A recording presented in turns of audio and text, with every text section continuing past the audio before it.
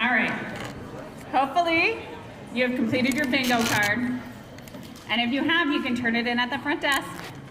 And we'll do the drawing at the end of the day. Don't you love when they do that at events? You have to stay to the end. All right, can you guys still hear me? Great. All right, good morning. I want to invite you, all of us, to arrive here together today with a deep breath, if you're willing. Maybe 2 deep breaths, so big inhale and an exhale. One more.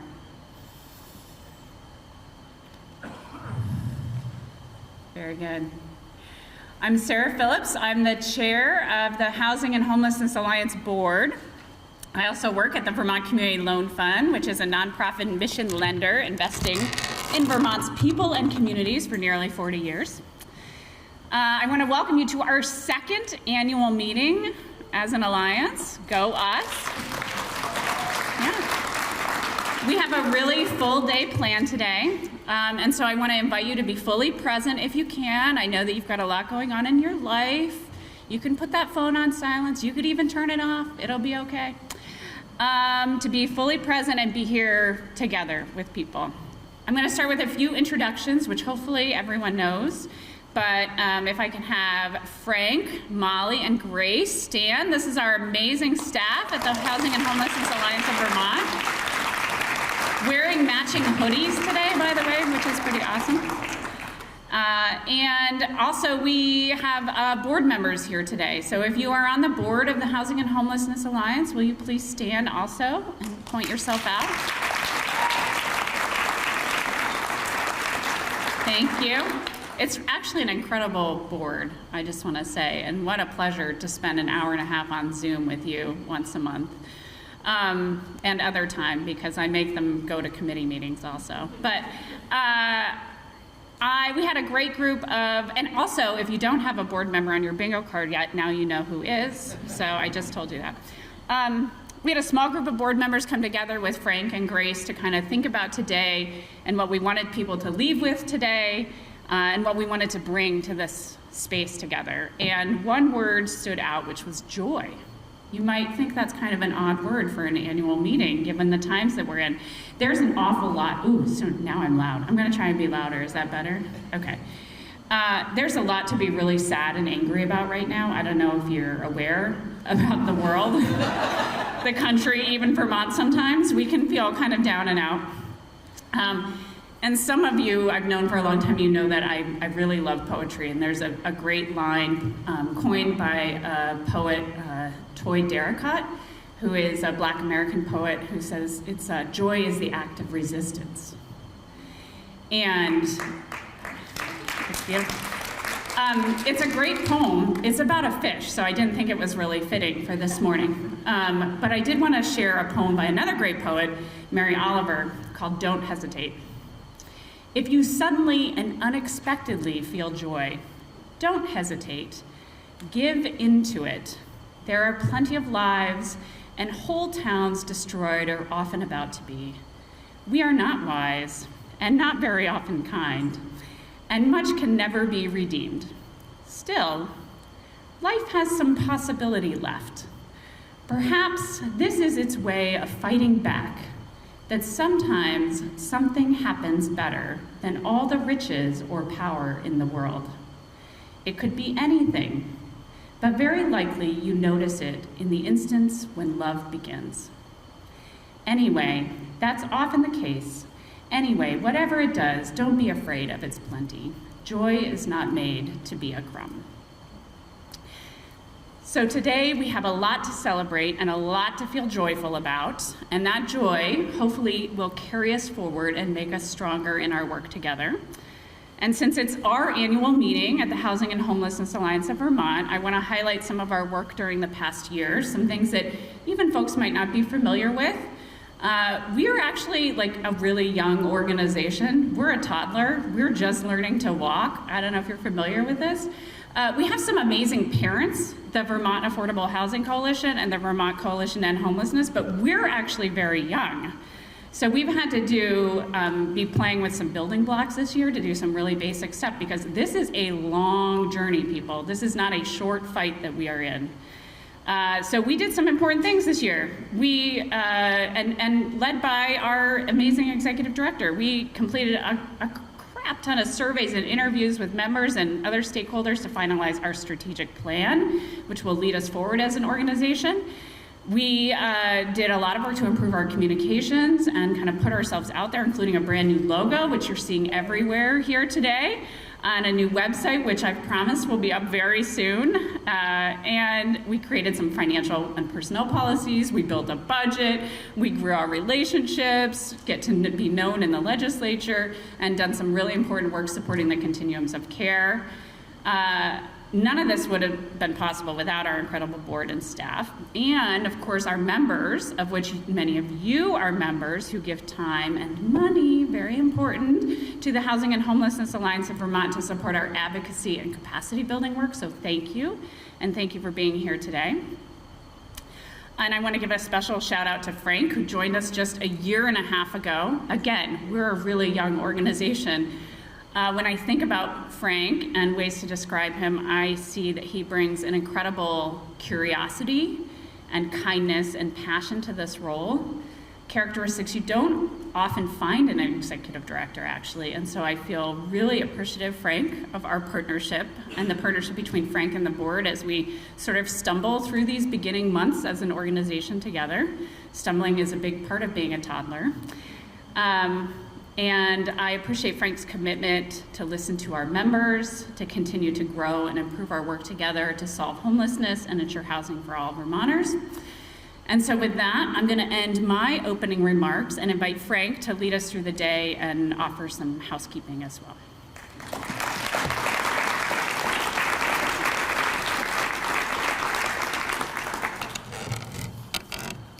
Good morning, everyone. Thanks so much for coming. Thanks, Sarah, for the kind words. It's been really wonderful working with you and the board, and obviously our great team with Molly and Grace.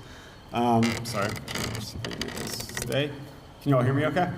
Sweet. So I'm going to walk us through the day and then talk about some additional work we've done over the past year at HHAV, and then we'll kick it over to our first speaker.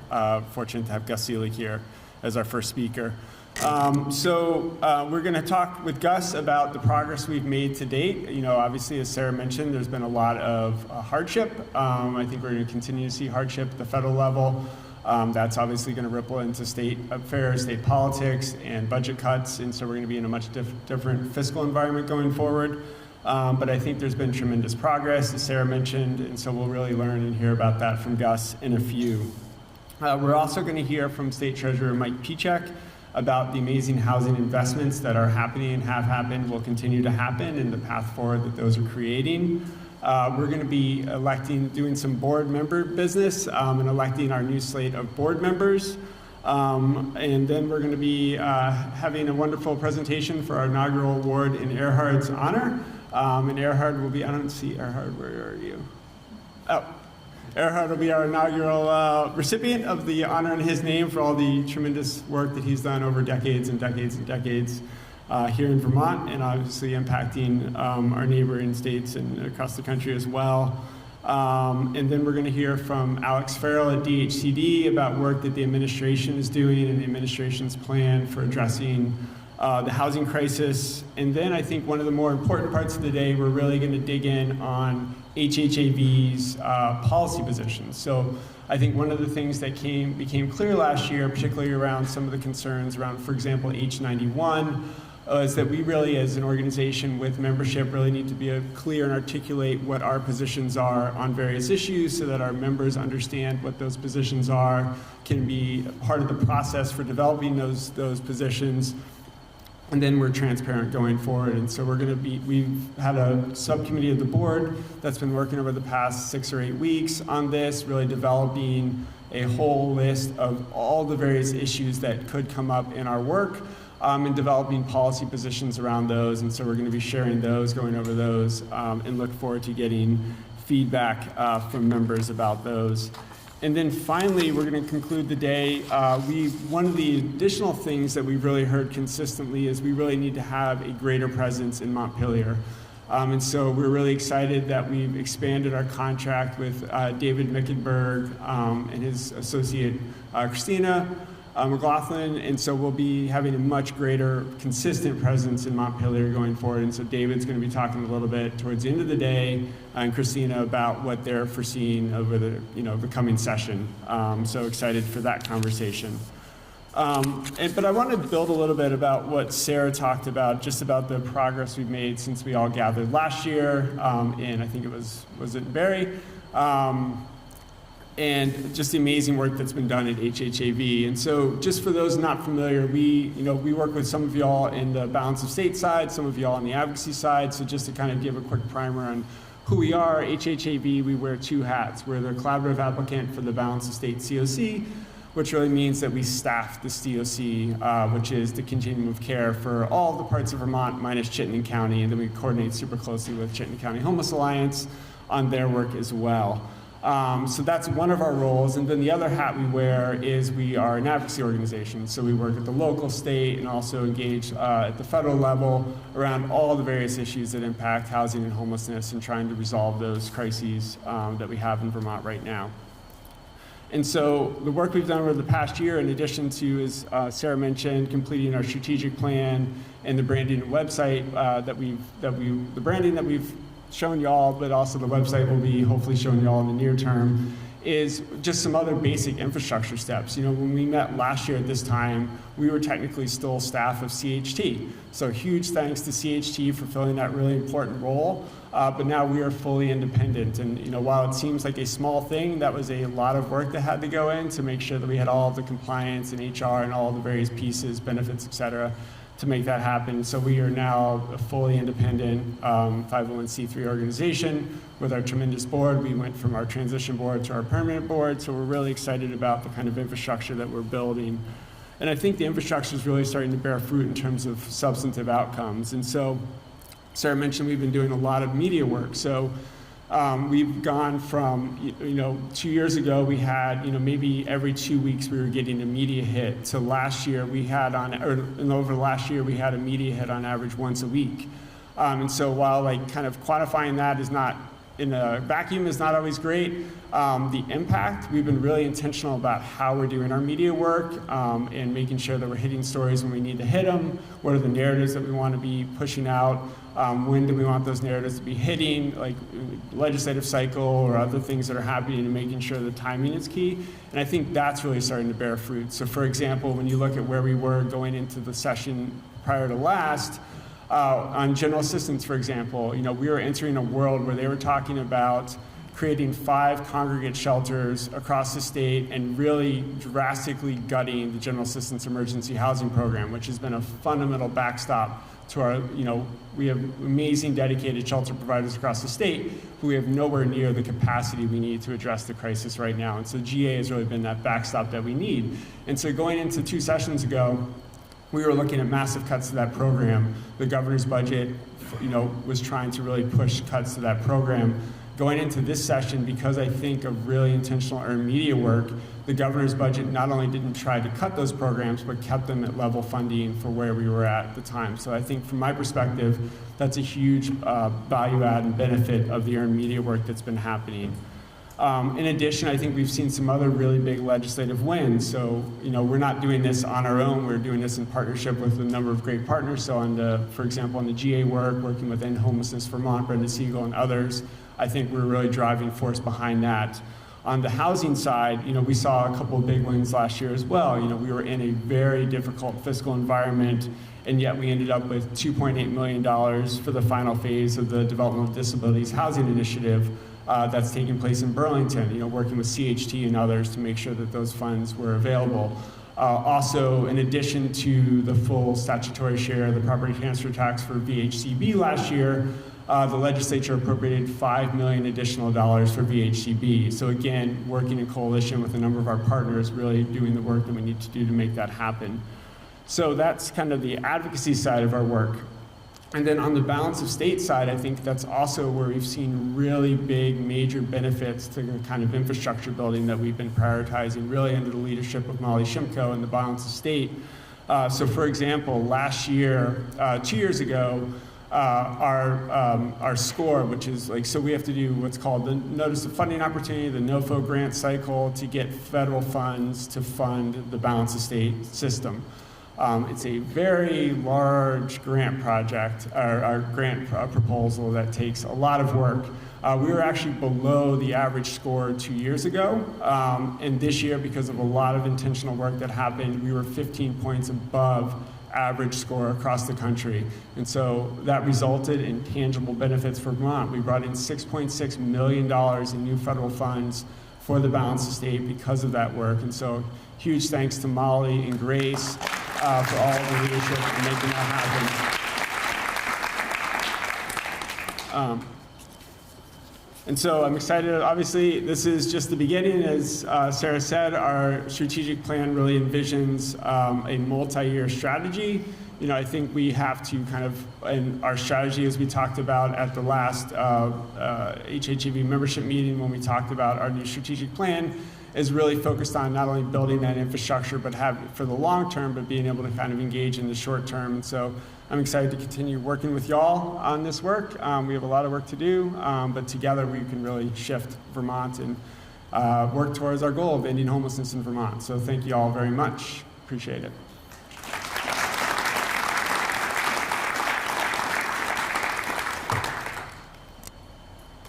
And Gus is going to be here, who's our next speaker, in a few minutes. So maybe if folks want to just stretch their legs for a few, we'll gather you all back together in about 10 minutes. Thanks. Who finished their bingo card, by the way? Nicely done. Who lives in the Northeast Kingdom? All right. Casey, Kara, Star, we got a few others. Who is or has been a case manager? Holy moly, people. All right. Who has worked on housing in another state? I know Earhart's here, so I knew at least one person was going to answer that one. Who's a funder? Oh, that's me. Any minutes? All right. Who attends their local housing coalition meetings? And if you don't, you should. Very important work happens there. All right. Who has an animal at home other than a cat or a dog? Oh, come on, people. Seriously, Grand Champion Nubian at the Caledonia County Fair, I just want everybody to know, has never testified at the State House, and if you haven't, we can get you there. Just talk to Frank. Very good. Only a handful of people, Frank. All right. Who's an executive director? Shout out to the best ED in the room, which is Will Belanger from the Vermont Community Loan Fund. Who believes everyone has a fundamental right to housing? Who's worked, that's our part of our mission statement now, if you didn't know. Who's worked on housing or homelessness for more than 10 years? Stand up and be recognized, people. Very good.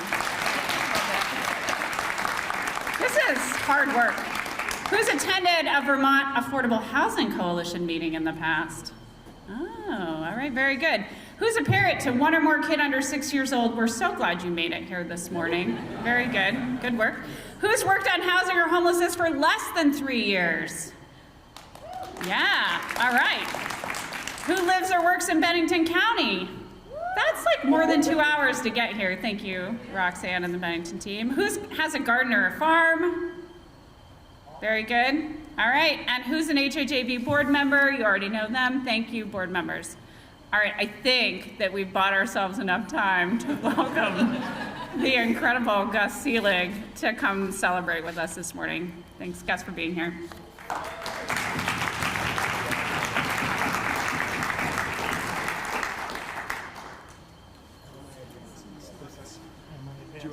You can just scroll. It's a PDF, not slideshow that we got, so you can just. Is that okay? Okay. Yep. Do you want me to do it? Or do you want What? You have to do two figures to get it to do that. Okay. All right. Good morning. As was just said, I'm Gus Seelig, and I am the Long in the Tooth Director at the Housing and Conservation Board. And it was great to hear and see all the work. This isn't working? That's better? Okay. Good morning. I want to start by saying thank you. Thank you for the day-to-day work you do.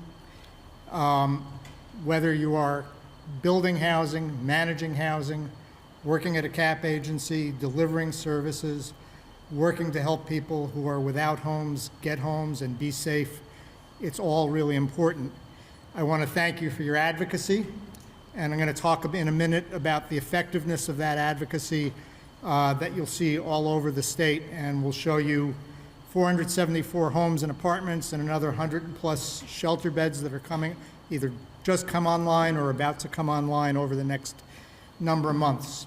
I do want to acknowledge what a difficult moment that we're living in. And as was just said, we all raised our hands. We all see housing as a human right. It is a right that is essential for health care, for happiness. Our work is involved in community development and revitalization.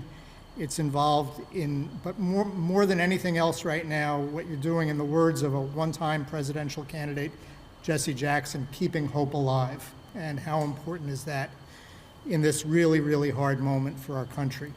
So I'm going to take a few minutes to show you a little bit about the work we're doing. This opening slide is from West Windsor, and we just were in Windsor with our staff and visited a project that we funded some 35 years ago, the Historic Homes of Runnymede. And it took me about 10 years to get Vermont Life to do a story about the Housing and Conservation Board. When they finally did one, they took a picture in this historic home that had been redeveloped as housing, shared housing for elders. And there was a woman standing in this beautiful library. And the quote that she gave us was, "You can't live here and feel poor, it's just too beautiful." And I think that's the essence of what we want to do for everybody, is to give people places that have dignity and hope and home and warmth and community. We visited that building, and it's just as beautiful 35 years later as it was the day that it got rebuilt. And Senator Clarkson, you may remember those buildings were really wrecks when we took them on, just had been neglected for long number of years. This home had once been home to somebody who was the United States Secretary of State in the 1800s, and just sitting on Route 5 and let go. So it was great to see that. Okay, I'm trying to advance this. Frank, why don't you help me? Yeah.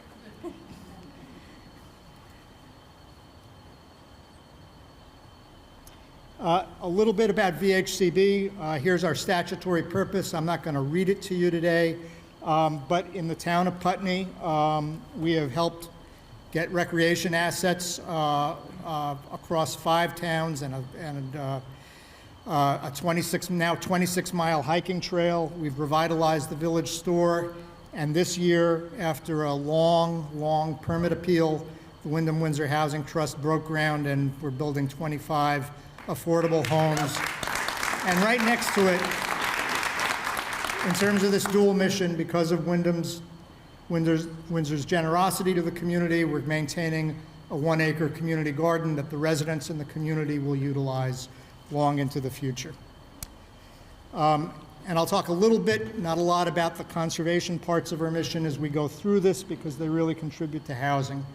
But I want to focus you, and this chart is a little bit out of date, but you'll get the point pretty quickly, on housing burden. You're going to hear more and more that any housing we do right now is just as good as any other housing. And I think we need to challenge that, because the people who have the least are the most cost burdened, they're the most at risk. And I think as you talk with policymakers, we need to make this point. This data is from 2022. We'll try to get it updated. It's from the Joint Center for Housing at Harvard, but it is only worse because housing costs have gone up so much for the people who have the least. This is a little bit about what's been done at VHCB over the last 5 years since the pandemic began. Policymakers have heard your voice. They've given us a ton of resources. There's another 1,000 or so units that have been done through the VHIP program. VHFA has contributed through its Missing Middle program as well. But 5,300 households is really important, and I want to make a couple points. There's been a word going around that we're spending $500,000 per unit. If you divide the numbers here, $418 million by 5,300 households, whether it's an apartment, a home, a bed and a shelter, that adds up to less than $80,000 per unit. Okay, so just understand, as you hear from people, it's too expensive. This is not much more than the VHIP program spends, and that's a good program, but we just need to reset the discussion for policymakers. Equally important, and especially for those of you who work with people who have been without homes, the nonprofit network has utilized this resource of permanently affordable housing to make it available to people without homes. That's going to get harder with the cuts to Section 8, but more than 1 in 3 of those apartments has been going to people who had been homeless.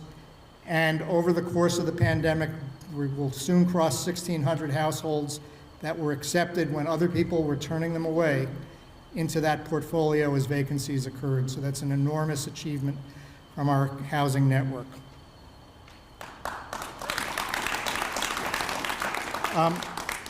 One of the things we've been asked to do is to focus on people who are without resources.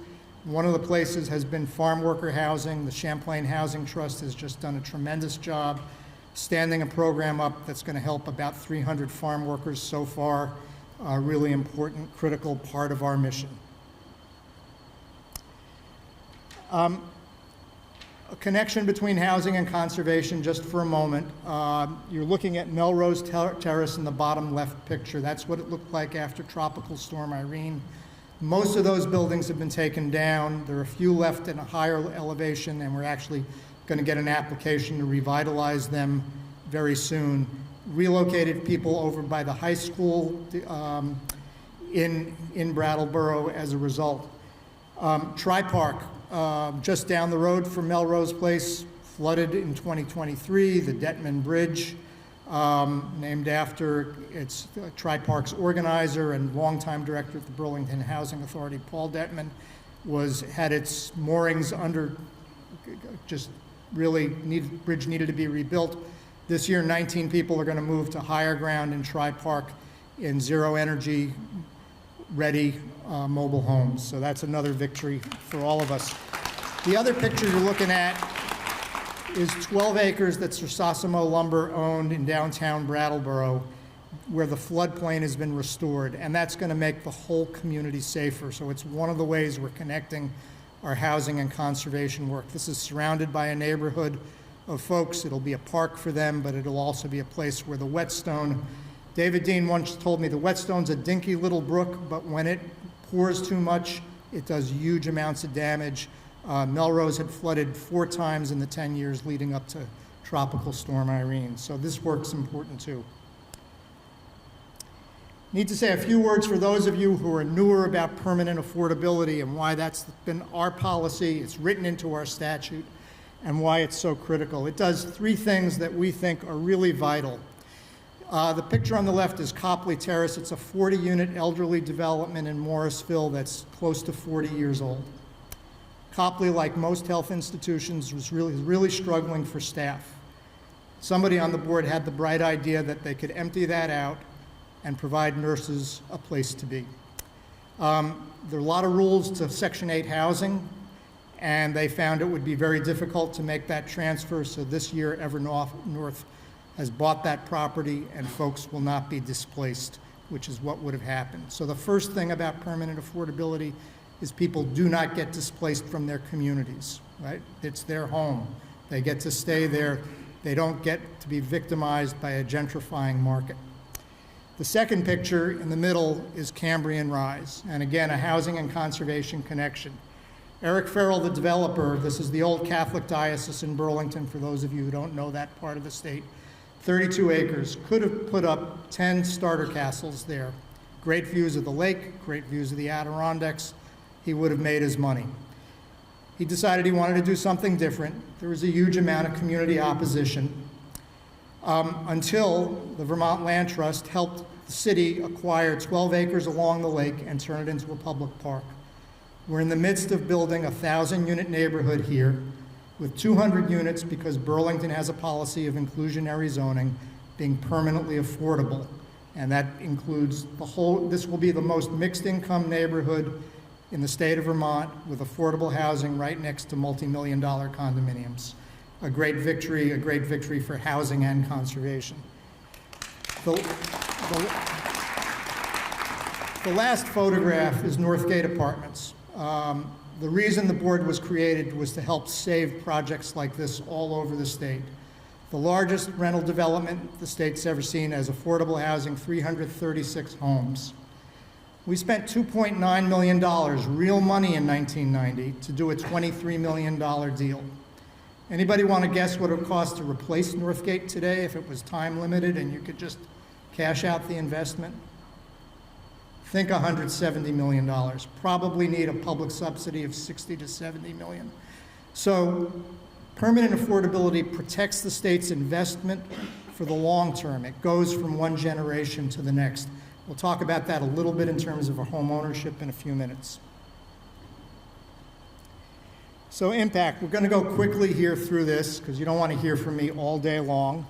But downtown Windsor, a site that was acquired by the Local Development Corporation, again, a project Evernorth and the Wyndham-Windsor Housing Trust, 25 new homes right on Main Street have been constructed and have been occupied this summer. In Berlin, Evernorth and Down Street just opened 30 apartments. We didn't get a good shot of it, but as we were getting ready to cut the ribbon, behind us was a mom and two kids, one in her arm and one playing in the playground. Said all we needed to say about why this was so important. This is about a 3.5-minute walk to Walmart, which has a pharmacy and a supermarket. Got the community to get the mall to put in sidewalks that get you all the way over to the hospital, the car dealerships, the nursing homes, so there's tons of jobs within walking distance of this location, which will be a new neighborhood. 10th Cavalry Apartments, once home to the famed Buffalo Soldiers, 65 apartments. To go to the question of cost again today, this cost a little under $500,000 per apartment. But $100,000 of that cost was raised through historic tax credits and through environmental cleanup funds. We could not have built in a greenfield for $400,000 a unit, and those dollars would not have been available to let us build in a greenfield. And this is an incredible neighborhood. There's 18 acres of open space nearby that acts as a public park. There's lots of other activity and jobs nearby. It's on the bus line. I think a great investment, and goes to the question. There's a book called Abundance, and it's suggesting we can only do one thing at a time, and all we should do is housing. And I think we can do more than one thing at a time. We can take care of people who are really vulnerable. We can reinvest in historic infrastructure. We can build neighborhoods, and we need to do all those things together, not just one thing. Rural Edge is working here in Newport at the old Sacred Heart High School complex, which has been vacant for 30 years. They're building 30 apartments. There are plans for another 25 homes in an adjacent building, and more housing can be built on the site. Great views of Lake Menfor-Magog. Here, broke ground in Rutland on Forest Street not long ago. This will be available next spring. Again, Evernorth and now the new Cornerstone Partnership, which is a conglomeration of 3 nonprofits from Bennington and 2 in Rutland. Senator Sanders with us for groundbreaking for Post Apartments in downtown Burlington. This will be open sometime this winter, Amy? Okay, great. Marble Village, West Rutland. This is almost done, should be a groundbreaking, a ribbon cutting this fall as people move into this building in this great village. And if you've never been to the Marble Studio there, worth checking out. Just a couple of weeks ago, a partnership between Down Street and the Central Vermont Refugee Action Network opened 4 apartments for New Americans. It's the second project they've done with C.V. Ron. There's plans for a third very soon. Okay, anybody here from Cathedral Square? Thank you. So we're going to have a ribbon cutting in just about 3 to 4 weeks. Open 33 apartments in St. Albans, in this TIF district where we've contributed to supporting 150 of the 270 homes that have been built so far in the TIF district. Bay Ridge Apartments, they're going to open September 26th, Chris? Oh, 24th? Okay, I was close. I'll be there. 26 condominiums and 68 apartments in this new neighborhood just off of Route 7 in Shelburne. A terrific, terrific project. Heinsberg, one more connection between housing and conservation. There was an existing Section 8. Cathedral Square said we have enough land to build 24 more apartments. They did that. The day I got to the opening, I was talking with Kathy Beyer, who lives in Heinsberg, is the Vice President of Development at Evernorth. I said, aren't there trails just on the other side of this property? She said, yeah, there are trails all through town that we've worked on with the community. She said, but the people who live here are way too old for those trails, Gus. And I said, Kathy, you and I are both old enough to live here now. So a great, again, combination of housing and conservation investment over the years, and obviously some room for gardening. Permanently affordable home ownership has been a big piece of our work. This is a family that got assistance from Down Street in Barry. And let's move to the next slide. Over the course of the years, we've invested in a little bit more than 1,400 of these homes. They've now been home to just about 2,100 households because of permanent affordability. And let's go one more. I was in the offices of the Champlain Housing Trust probably 2 months ago, and they had this flyer because these are resales. And because people share the appreciation, they pay it forward, to pick on Dalton Drive, which is in that same neighborhood in Essex where you saw 10th Cavalry Apartments. We invested $15,000 in that condominium back about 1992 or 1993. The value of the subsidy has grown by 10 times. The value of the home has almost quadrupled, but the price to get in for the new buyer has only doubled. So we've enhanced affordability from what it was 35 years ago. I think that's a great investment, whether you are a liberal Democrat or a fiscal conservative. This is a great way for us to maintain affordability over time. Okay. Service-supported housing. A new place asked us at the beginning of the pandemic with CRF funding to purchase this property. They ran out of steam as an organization, thought they might just sell it and use the resources. We said, no, there's a permanent restriction on it, and a partnership between CHT and CVOEO has taken it over. And for cold weather, this will house 60 people. Less in the warmer weather, but in cold weather, more than 60 folks. Okay, Down Street has taken on a project just like based on the Harbor Place model in Barry, the Speranza Inn, formerly the Quality Inn, to provide housing for folks. Under construction right now in Hartford, 20 new trauma-informed shelter beds. Thank you, Michael, for all the work you've done to make this happen.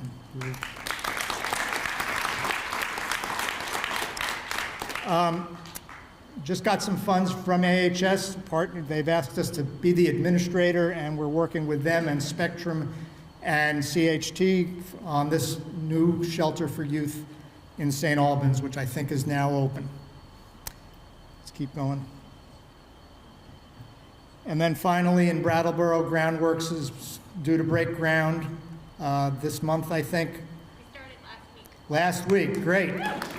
So next year, again, a trauma-informed shelter, so thank you for that great work. Sometime this fall, this building in Waterbury is going to open.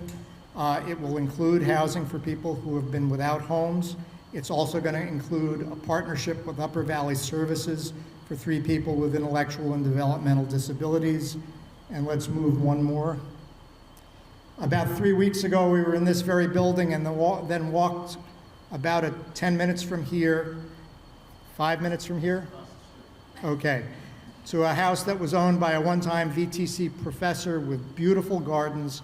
that Upper Valley Services is developing with downstreet support for 4 folks in this population. So a great beginning. I want to leave you with this. These are really, really difficult times for all of us. We have each other. We need to push hard. Your voices have never been more important in pushing back, in telling the truth in a time where it's hard to know what the truth is for so many people. But the experiences that you can bring to policymakers, the real stories you can tell, still count.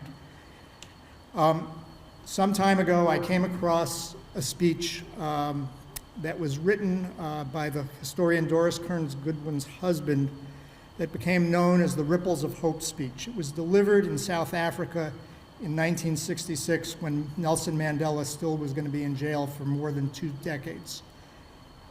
We need to take a long view. We need to be really tough. We really need to push forward. Each of you, with what you do every day, creates a ripple of hope.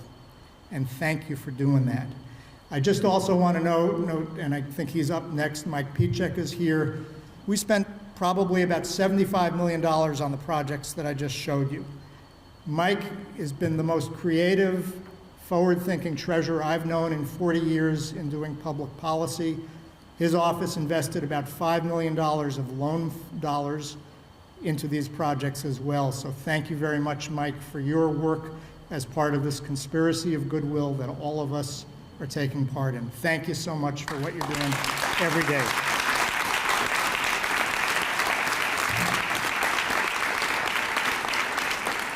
Thanks, Gus.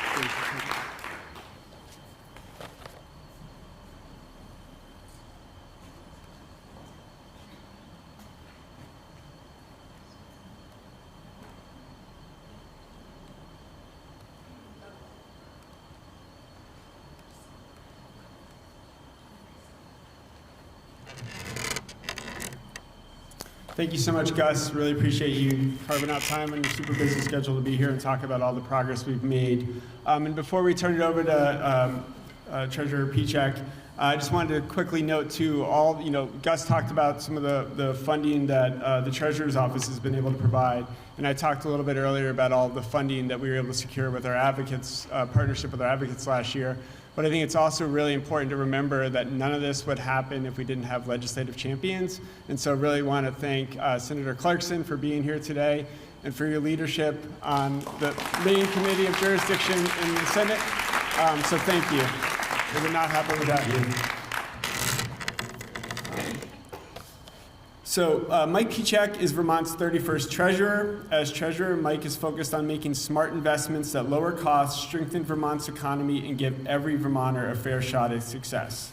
Mike's successful campaigns have championed the passage of Vermont Saves, a simple no-cost solution to help 800,000 plus Vermonters save for the future and achieve greater financial security in retirement. And I think really relevant for the folks here as well, he has also expanded the 10% Vermont program, which has invested over $100 million in new housing development, supporting over 1,100 additional homes statewide. Thank you so much, Treasurer Pichek, for making the time to come.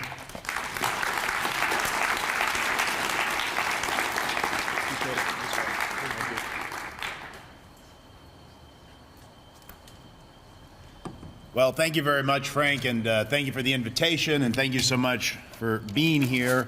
And really thank you for everything that everyone in this room is doing to address both the housing crisis that we're facing in Vermont and also the homelessness crisis that we are facing in Vermont. I think the Housing and Homelessness Alliance Vermont is a great organization, obviously, generally, but also really well positioned to address both of these challenges, which I think are the biggest challenges we're facing as a state, not just now, but more likely than not for the next decade.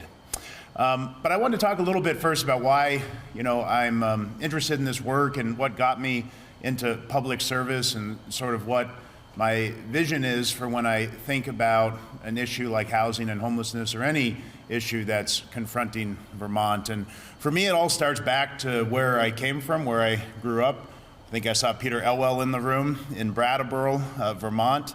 The example that was set by my family, by my parents, and particularly by my mother, Carolyn, who was a long public servant in her own way, really a community servant for the Brattleboro community. My mom was so involved in the community in a variety of ways, whether it was the United Way or whether it was the Humane Society or Habitat for Humanity. She was serving on boards or volunteering, often taking me along with her.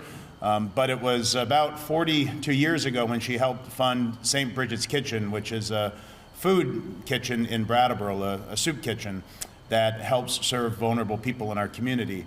She founded the kitchen in 1982 and ran it for 40 years. That first day that they opened up on St. Patrick's Day in 1982, they served 12 people, but they knew that there was both an unmet need in the Brattleboro community, and unfortunately they saw a growing need over the decades as well. And now St. Bridget's Kitchen serves over 45,000 meals a year in the greater Brattleboro community. But when I was young, my mom would take me with her to serve food to people that were shut in or shut off from society, older people, people with disabilities, people that were down on their luck. And without fail, every single time my mom interacted with somebody, whether it was at their home or in the kitchen, she was kind and patient and caring and loving. And it instilled in me this idea, this value that everybody matters, that everybody has value, and that everybody deserves dignity.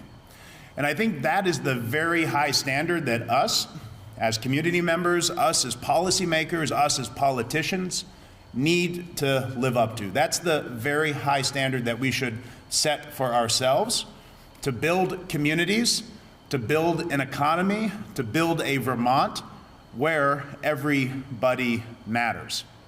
Now, when I think about Vermont right now and where our policy decisions are and where our policy outcomes are, unfortunately, we are not living up to that high ideal.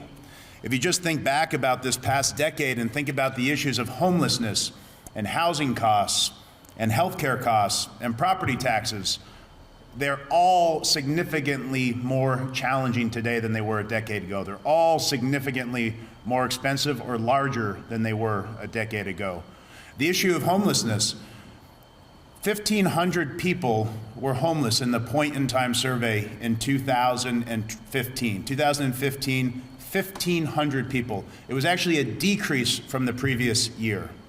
Today in 2025, we almost have that same number of children alone who are homeless. But we have 4,500 people in Vermont that are experiencing homelessness, a 200% increase over the past decade. One of the contributing factors is the high cost of housing. You think about housing costs in 2015, the average home in Vermont, $194,000. Today, over $400,000. Wages have not kept up. Housing costs have increased 113% in Vermont, and wages have only gone up 40% over that decade. It's making it harder every single year for somebody to achieve the American dream and buy a home and afford to live in it. It's making it harder not just to achieve the American dream, but to find an apartment that somebody cannot spend more than 30% of their income on to live here in Vermont. And we know that many, many, many people in Vermont are spending way more than 30% of their income on rental housing here in our state.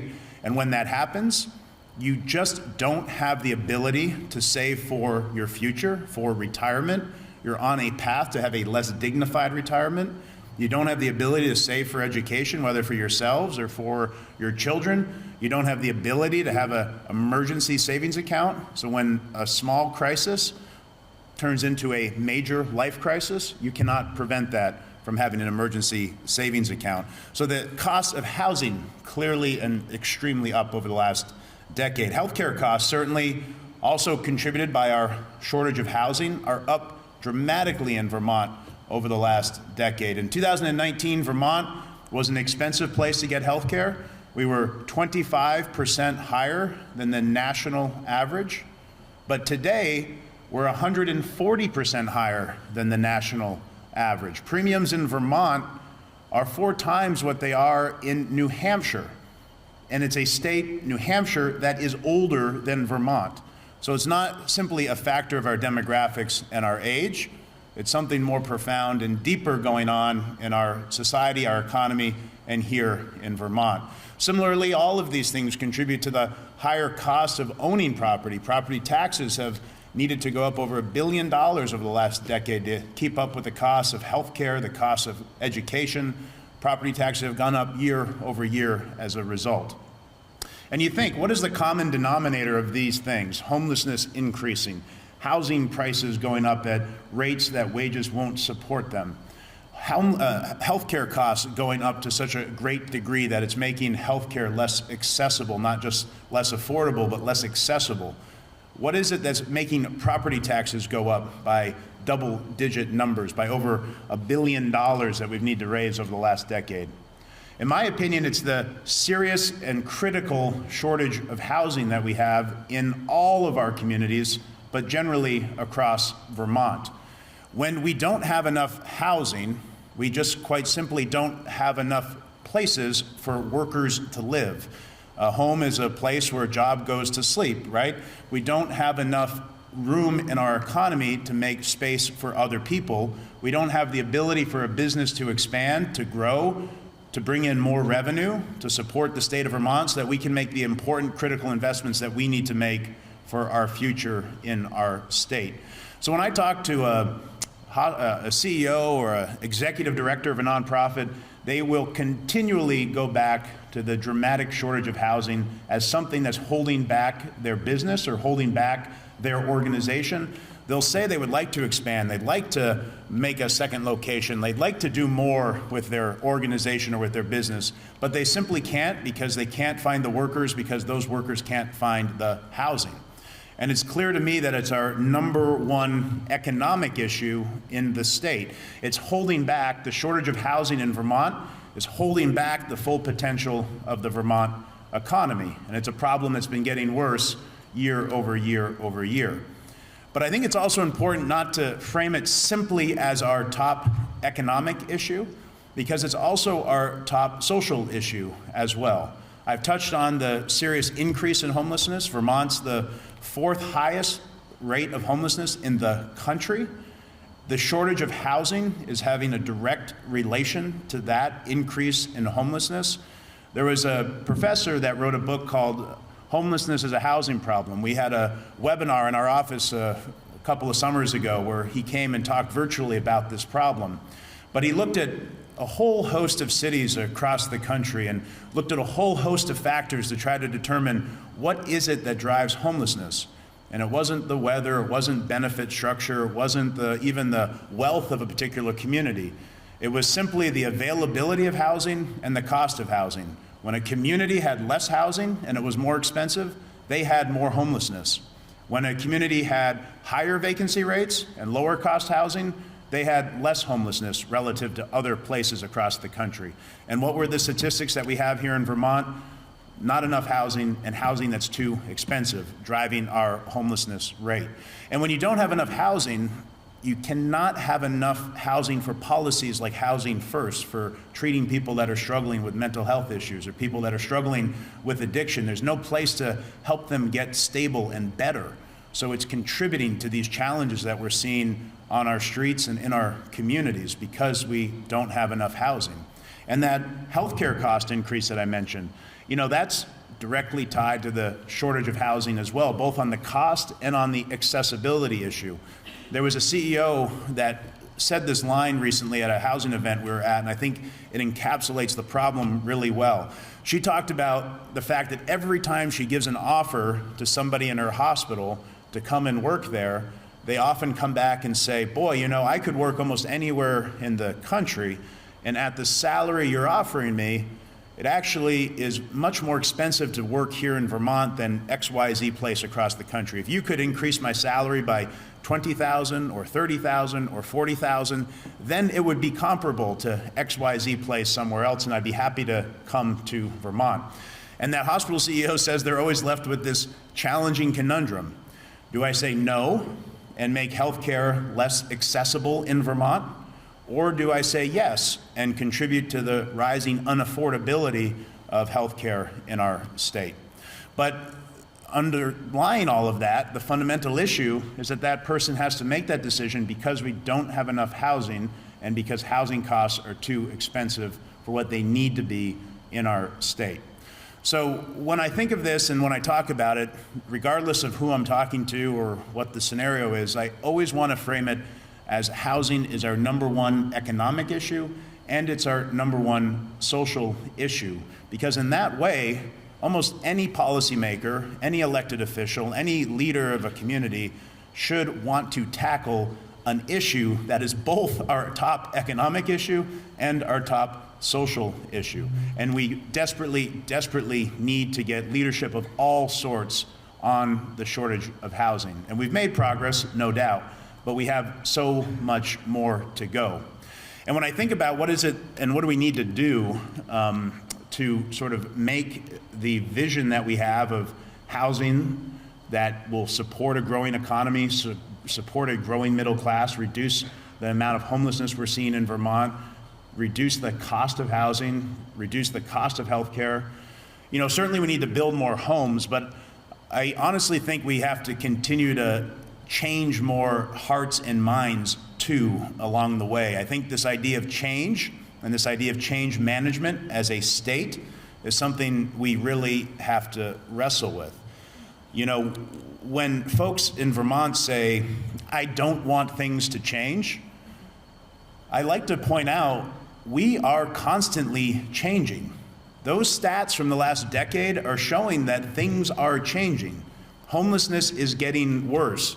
Housing prices are going up. Healthcare costs are going up. Property taxes are going up.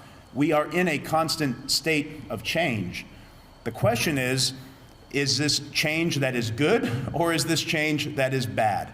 Is this change that is happening to us or is this change that we're controlling and taking ownership of the future and bringing in a vision that we want to see?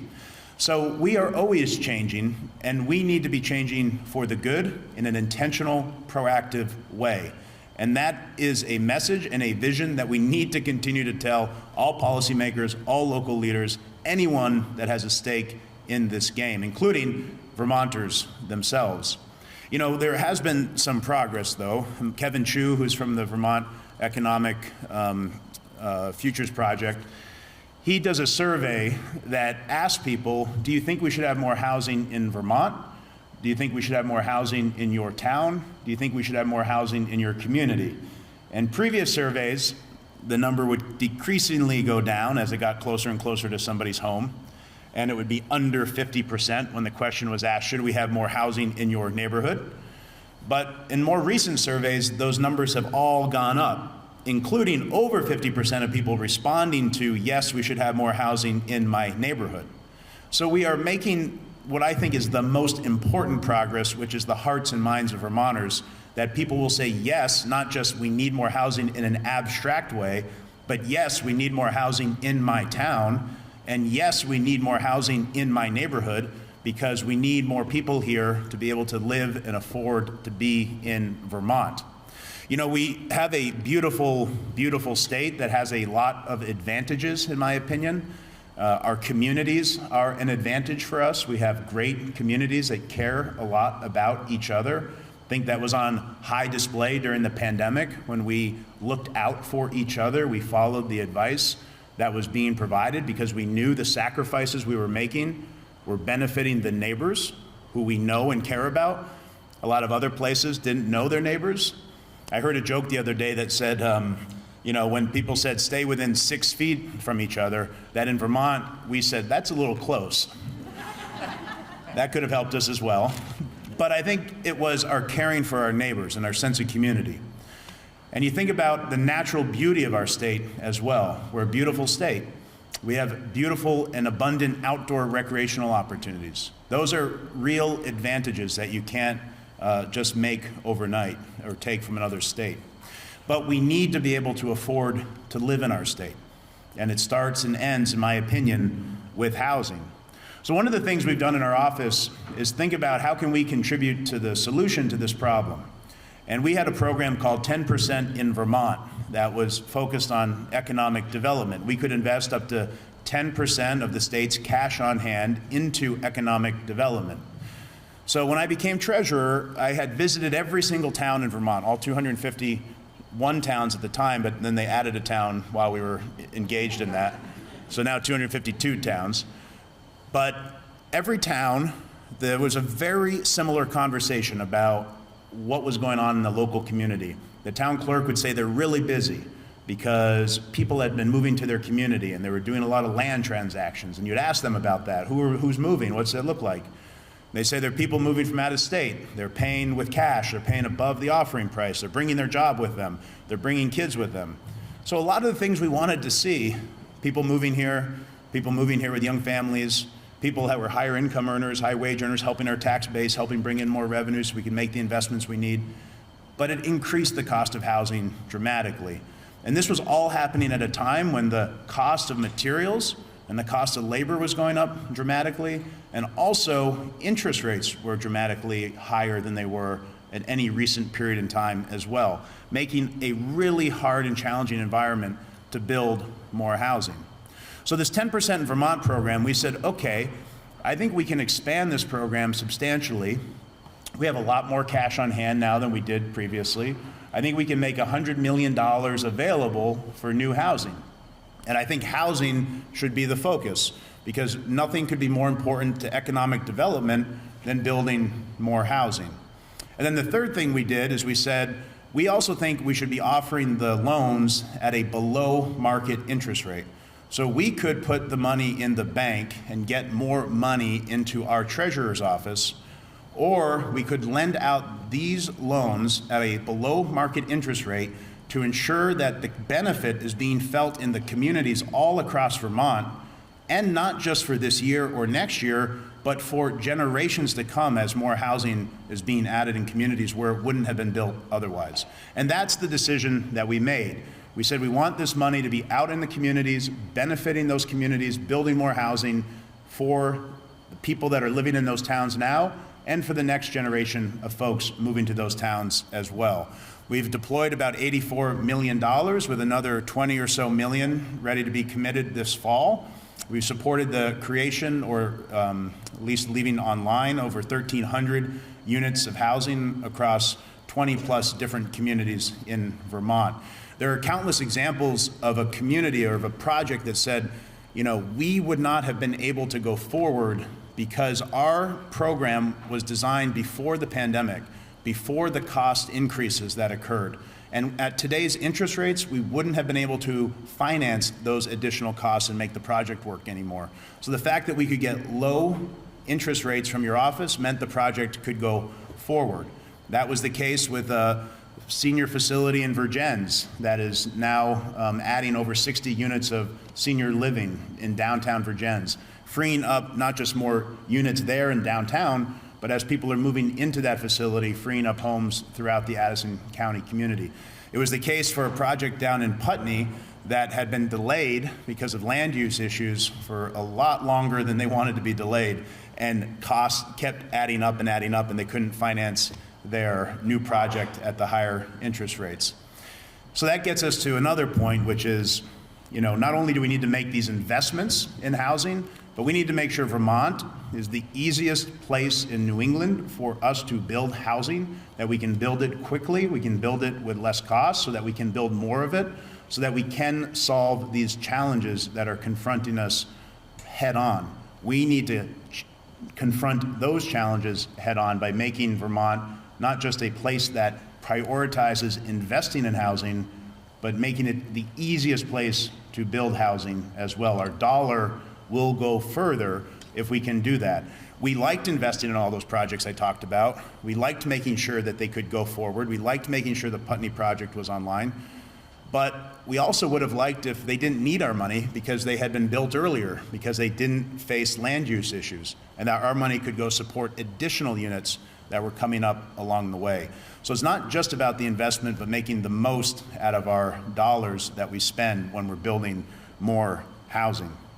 So if we commit to creative ideas like 10% in Vermont, if we commit to bringing all of the resources that we need together to solve this problem, to build 30, 40,000 new units of housing over the next 5 to 10 years, then no doubt the mission of the Housing and Homelessness Alliance of ensuring homelessness is brief, rare, and non-occurring, we can solve for that.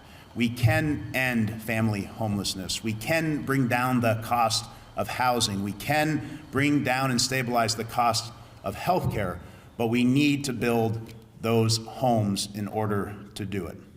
So I look forward to working with all of you. I look forward to our continued work together and our shared vision and our shared values of making a Vermont where everybody matters. So thank you so much for having me.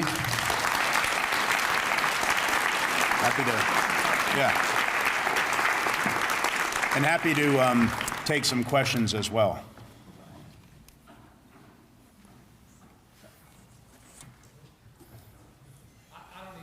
Our friends at the Vermont Natural Resources Council might have heartburn when they hear you say you need to make Vermont a place where you can build housing really fast. How do we manage that tension?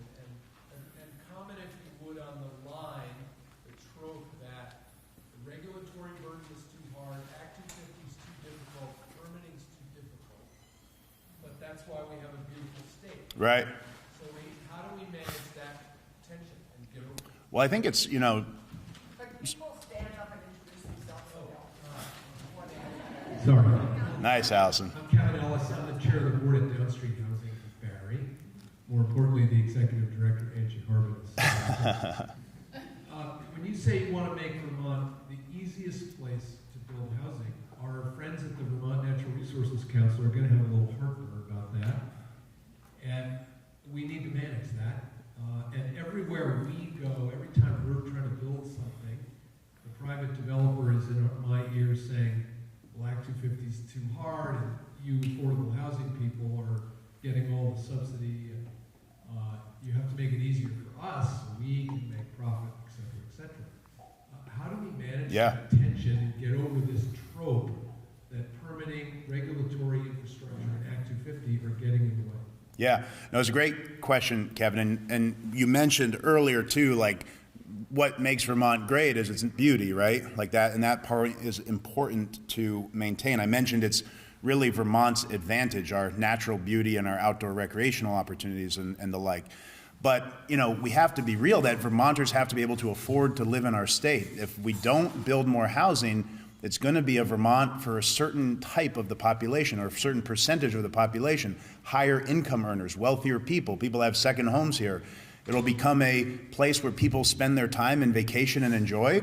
But those of us that want to live here and are not following into that high income category aren't able to afford to do it. So we have to be able to balance those two things, and I don't think they're in conflict with each other. On the piece about, you know, our environmental regulations, like, we obviously want to continue to make Vermont, Vermont. We want to conserve the land that needs to be conserved. It was the 30 by 30 and the 55 by 50 is something I wholly support because we don't want to build housing in those parts of the state. We want to build it in the areas of our state that already have infrastructure, both in the ground and infrastructure like services. We want to build it in our villages and our towns and our city centers. And in fact, I think by doing that, we're going to have less pressure to sprawl out into those areas that we don't want to see housing. I think in some ways this policy that's been around for a long time is getting the inverse results than the ones we want. We want more dense, we want more vertical in the places where people already are to conserve and preserve the land that we have around it. So the other thing we need to do and make sure we have a sufficient amount of people is working on the regulatory review of these matters. It's not just always getting rid of regulation, but making sure we can get a decision timely so that people can move forward or not move forward, but that they can find an answer in 30 days rather than 6 months and then an appeal and then an appeal and then an appeal. So I think speed is the critical thing there. And then just in terms of this idea of change, which I mentioned, right? Like we do have to get a little comfortable being uncomfortable, because when change happens, it brings change, and that can be discomforting. But we are changing now, and it's not for the better. We need to really take control of that and move in a different direction. for maybe one more quick question, please. Thank you. I'm Steph Ainsworth, the Director of Services for Pathways Vermont. Oh, nice. So I'm also a huge fan of Housing First. Unfortunately, the federal government is no longer. So I'd love to hear from you. How can we reconcile those things within the state? We would love to keep moving forward with that, and I love your comment about we could have more. We could do with more services such as Housing First. How do we reconcile that within Vermont? Yeah, no doubt. It's a huge problem, right? I mean, the federal government and the lack of support that we've seen and the cuts that we've seen, you know, maybe there'll be a Congress and a president in the future that brings some of that back. Maybe they'll restore some of those funding cuts. But in my opinion, in some ways, I think the relationship between states and the federal government will forever be altered in many ways. And Vermont is a state that is highly dependent on the federal government. 37% of our budget comes from the federal government. $600 or $700 million. Separate from that money, $600-700 million goes directly to nonprofits in Vermont every single year. We're the fifth highest state that have received FEMA funding over the last 15 years. So we're highly dependent on the federal government. We convened a task force this year looking at the federal transition and helping analyze some of the changes that were happening out of Washington. And there are 11 different recommendations. But the overarching point that we made was that Vermont is going to have to find ways to become more self-resilient and sufficient going into the future, which means having a stronger economy that can support more of the investments that we need to make, which again goes back simply to building more housing to support that economy. So I think the time has never been more important because of the federal government pulling back, that the state of Vermont has to move forward with its vision and filling those gaps. But we can't do them with the revenues we have now. We need to grow and have more capacity to be able to serve Vermonters where the federal government's stepping away. Thank you so much, Treasurer Pichak. Yeah, Really thank you, appreciate Frank. taking time. Thank you. Thank you. Thank you so much.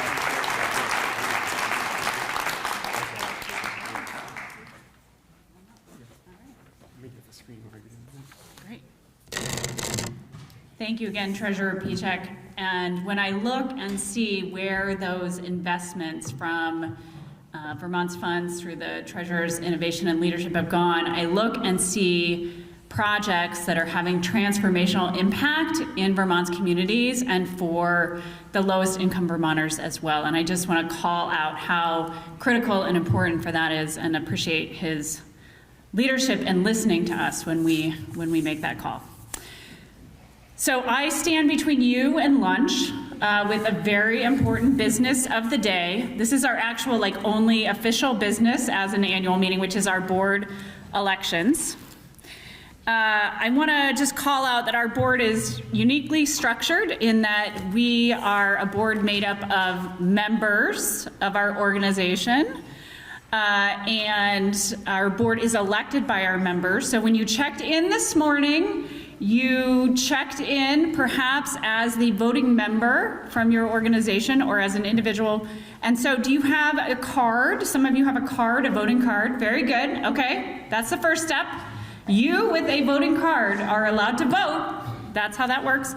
Our board is also structured in the sense that we have sort of three chunks on our board. We have a chunk that is meant to represent organizations that are nonprofit affordable housing developers and managers and public housing authorities. We have a chunk of our board that is meant to represent organizations that are homeless shelter and service providers. And we have a chunk of our board that is meant to represent organizations with skills or interests that in support of our mission, okay?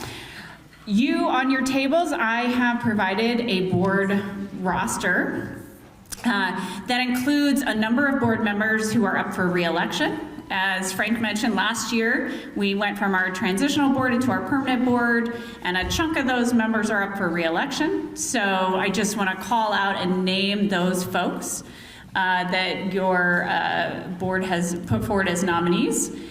So one is Mary Garish, who unfortunately can't be here today from the Bennington Housing Authority because she's ill. We have also Kim Annisberger standing in for re-election. Kim, if you want to stand up. Great. We also have Kara Casey from the Vermont Network Against Domestic and Sexual Violence, and Kara's there, standing for re-election. And also, I'm up for re-election from the Vermont Community Land Fund. And then we have two incredible board members who are stepping down. And so I just want to pause for a moment and recognize them. One is Michael Redmond from the Upper Valley Haven, who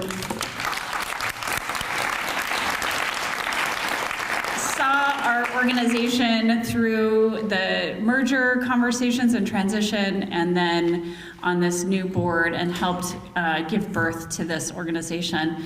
Of course, he does much more than support the Housing and Homeless Alliance of Vermont. He's also been an incredible leader in the Upper Valley and expanding supportive housing opportunities for people. I had the pleasure to work with Michael when I was at the Office of Economic Opportunity, where he joined right before the pandemic. So what a time. And we'll miss Michael and his leadership. I will certainly personally miss working with him, not just on this board, but in the field at large. So I just want to thank Michael for his time on the board. Thanks, Michael.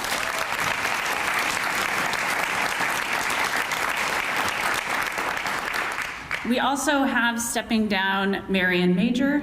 Marion is here. Great. Marion also saw this organization through its birth, playing a role at the Vermont Affordable Housing Coalition on the steering committee, and then carrying us forward through this time. Marion works at the Wyndham Windsor Housing Trust, so she's not going anywhere, supporting communications. She got to be a part of really exciting projects that you heard twice about today in Putney. So grateful for her continued leadership in the field at large, and sorry to see her go on the board. I will say I need to credit Marion with naming joy as our important theme for the day. So thank you. And so we have two new board nominees. I promise I'm going to be quick. One is Liz Bacon. Some people may know Liz from her various roles in the field, including at Burlington Housing Authority.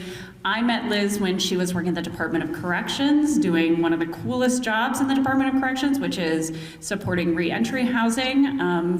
And she brings a wealth of knowledge. She's now at the Vermont State Housing Authority, and I'm excited to have her join our board, particularly at this moment in time when we know rental assistance is under threat, and it's going to be a really important part of our work moving forward. So Liz is standing in as a nominee, and then also David Crandall. And David, thanks David, is nominated to join the board. He's the Director of Development and Communications at Twin Pines Housing, which is our affordable housing developer in the Upper Valley.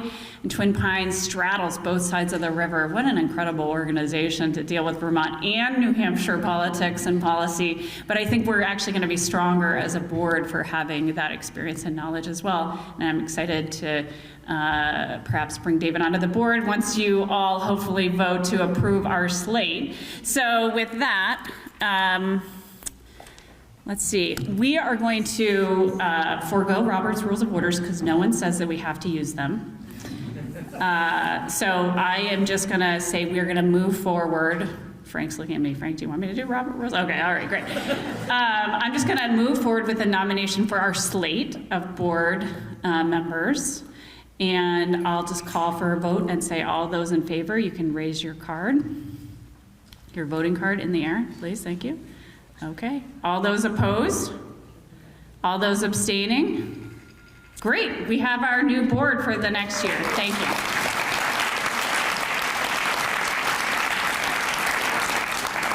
Great, and I believe lunch is laid out, so you're welcome to grab lunch, and we do have a lunchtime program for you, so you've got a little bit of time to network and eat and meet, and then I'll pull you back together when it's time. Thanks. We just have a short interruption in lunchtime here, and then I promise you'll have more time to do some visiting. This is our opportunity to honor our longtime colleague, Erhard Manka. Some people may know Erhard, many people know of him, and there's probably a bunch of people in here who don't actually know Erhard. What? I know, it's true. Erhard was the longtime leader of the Vermont Affordable Housing Coalition. As you heard today, one of our parents of the Housing and Homelessness Alliance. He also, you may not know, was a longtime advocate for the marriage of the Vermont Affordable Housing Coalition with the Coalition to End Homelessness, so you could say that we are his child in some ways. But his work begins long before the coalition. Erhard started his journey in housing as a carpenter in Burlington in the late 70s, followed by work as a housing rehab specialist for the city of Winooski, where he soon found himself working with colleagues throughout Vermont to try to figure out how to do affordable housing, even as the federal government was slashing the HUD budget. That sounds vaguely familiar, actually. He played a central role in creating some of the outstanding mechanisms that we have in Vermont for creating, funding, and preserving affordable housing, like the Vermont Housing and Conservation Board, as well as the cooperative housing model, the Champlain Housing Trust. And he really helped instill this bedrock principle of permanent affordability through the fight to preserve Northgate Apartments, which we heard about this morning as well. With the Vermont Affordable Housing Coalition, he helped build a really strong, trusted network of Vermont housing providers and raise awareness amongst lawmakers and the public for the need for affordable housing and for alleviating homelessness. He also, though, was a longtime leader in the New England Housing Network, working with colleagues throughout 6 states in our region to improve federal housing policy. He represented Vermont in the National Low-Income Housing Coalition State Partner Network and served on its board of directors for several years. So he took this fight far beyond the walls or the borders of Vermont. In 2021, during the middle of the pandemic, Erhard changed horses in midstream, and he left his 24-year-long role as coordinator for the Vermont Affordable Housing Coalition to join the staff team for Senator Bernie Sanders, where he continued to push for housing protections and investments during the pandemic and beyond, and particularly after the devastating floods of 2023. He helped to steer tens of millions of dollars of housing investments to our state, and he worked on President Biden's ill-fated Build Back Better bill, which would have transformed housing policy nationally. I'm not giving up on the ideas that are in that bill. On a personal note, because some of that I did with Erhard's help, by the way, I needed some help to fill in some of those details and was impressed as always. On a personal note, when I reached out to Erhard about this idea, hey, we want to create this award that we're going to name after you, and would you come to our meeting? He sort of half-heartedly mentioned, we might not have always seen eye to eye on housing policy issues. He's right, but I have to say that's part of the nature of housing policy work, and I know for a fact that Erhard and I share a North Star. And I just want to share a little bit the impact that Erhard had on me personally, because, gosh darn it, I've been at this work for nearly 20 years in Vermont, starting out 20 years ago in this work of economic and housing justice. I knew I was young then, and I knew I wanted things to be different, as we often do when we're starting out, and I wanted different people at the table, and I wanted different decisions made, and I wanted different housing policy, and I wanted different impact and different outcomes. And I looked for examples in Vermont across the field to see who is doing this work, where are the leaders, the examples that I want to see. Who's doing this work? How can I not be alone? And I found the Vermont Affordable Housing Coalition, and I started reading blogs and newsletters, and eventually I went to meetings, and I learned a heck of a lot about affordable housing in Vermont. And I know that I'm not the only one who learned a lot. Vermont Affordable Housing Coalition really helped me cut my teeth in terms of housing policy. And today, because I'm not in my 20s anymore, I know, wild surprise. I'm looking for different examples when I look out at the field. I'm looking for examples of longtime leaders in this work, people with whom I share a North Star, people who have shown stamina and determination and been steadfast over many, many years. Even when the journey is really, really tough, they keep going and they have impact. And when I look out for examples, again, I see Erhard. So I'm really, really pleased that he actually agreed to help us create the Erhard Manka Award in recognition of lifelong work to support affordable housing in Vermont and beyond, steadfast dedication to equity, passion for legislative advocacy, policy acumen, and lasting impact on safe, affordable, and accessible housing policies and programs. And we are going to continue presenting this award year after year, and you, our members, will help us identify the people that we need to lift up in our field. But I am really, really pleased that I get to present this first award to Erhard himself. So join me in honoring Erhard.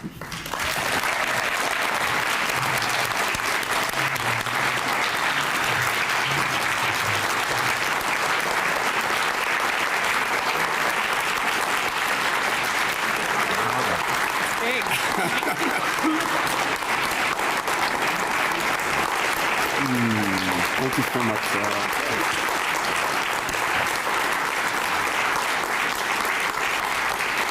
Picture.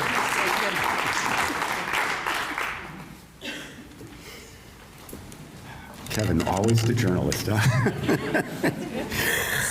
Wow. I think I need a larger desk for this. This is beautiful. Thank you so much. Thank you, Sarah. Thank you, Frank. Thank you, HHAV board, for this incredible honor. I never thought anybody would honor me with a very unpronounceable name with an award. So now people are going to have to learn how to pronounce that name for, like, I don't know how many years it'll last, but I really appreciate this. I'm obviously humbled and honored. I do have a few words. I don't have a handout like some lawmakers might have expected, but I just want to say I really appreciate this coming from a group that is continuing to do the work, this important work that we all, many of us, started over 40 years ago. And I'm really appreciative that HHAV exists, and having been part of one of the parent organizations and having also worked in close collaboration with the other parent organization, the Vermont Coalition on Homelessness, for which I basically did most of their lobbying, State House lobbying and advocacy work for many years. This really means a lot to be recognized by one's peers after many years of hard work. What you all are part of now began just about exactly 40 years ago. The Vermont Affordable Housing Coalition was founded in 1985, and as Sarah mentioned, it was an era when, Ronald Reagan was president, and it was an era when HUD-funded programs were disappearing and being unfunded, when what was then called the Farmers Home Administration, now Rural Development, was losing money hand over fist.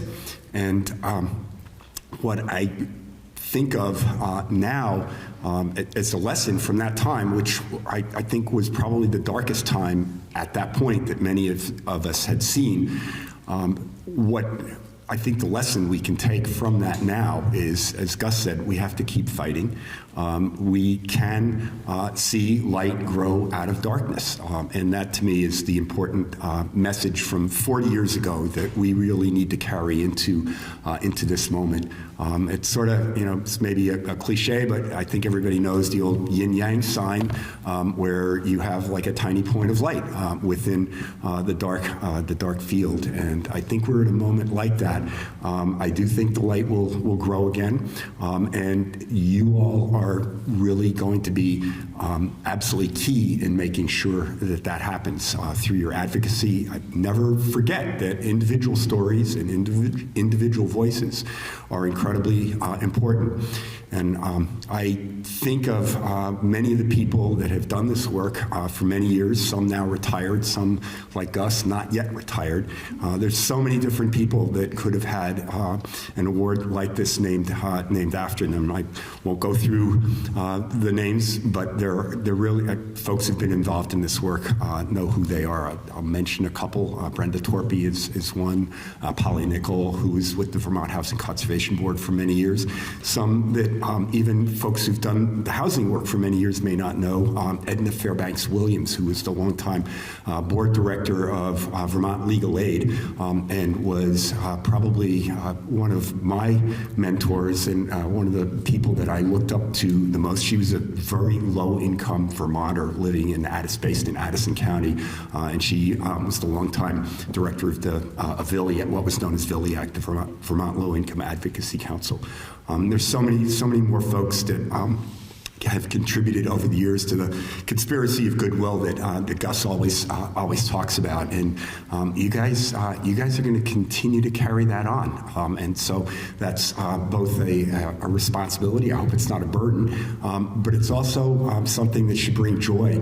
I think whenever you guys as you continue to do the work that you do, and when you have moments where you're questioning why are we doing this, just remember the people that you're serving, and remember always the joy that you see in their faces, whether it's a single mom or a single dad that's getting a key to a new apartment, or someone who is moving out of the streets, out of a tent, and coming into maybe their first apartment in years, or a homeowner that's getting a shared equity home, a family that is becoming homeowners for the first time.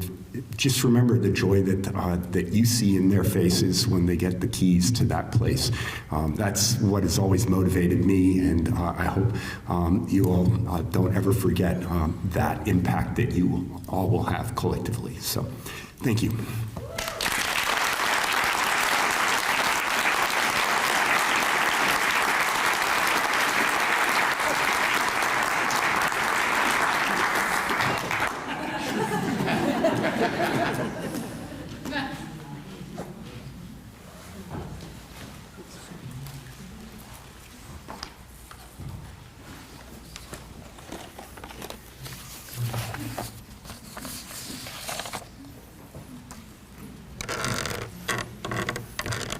Would folks like a few minutes to clear your places before we jump in? So yeah, let's take maybe 5-10 minutes if folks want to clear their places, and we'll jump into the rest of the agenda. Thanks so much.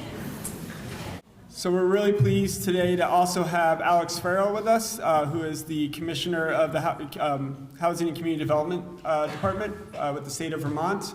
For those who don't know Alex has served in this role for a number of years, and he had previously served as Deputy Commissioner at the same agency for many years. If that job weren't enough, Alex is also the board chair of the Vermont State Housing Authority, which is obviously dealing with many, many difficult issues right now, as you all are aware, and is on the board as well of Housing Foundation Incorporated. He's also served many different boards and commissions in the past, including the Vermont Real Estate Commission, on which he served as chair for a number of years. Alex also worked at the City of Burlington and the Parks, Recreation, and Waterfront Commission, Community Development Block Grant Advisory Board, and the Board of the Registration of Voters. Please join me in welcoming Alex. Thanks.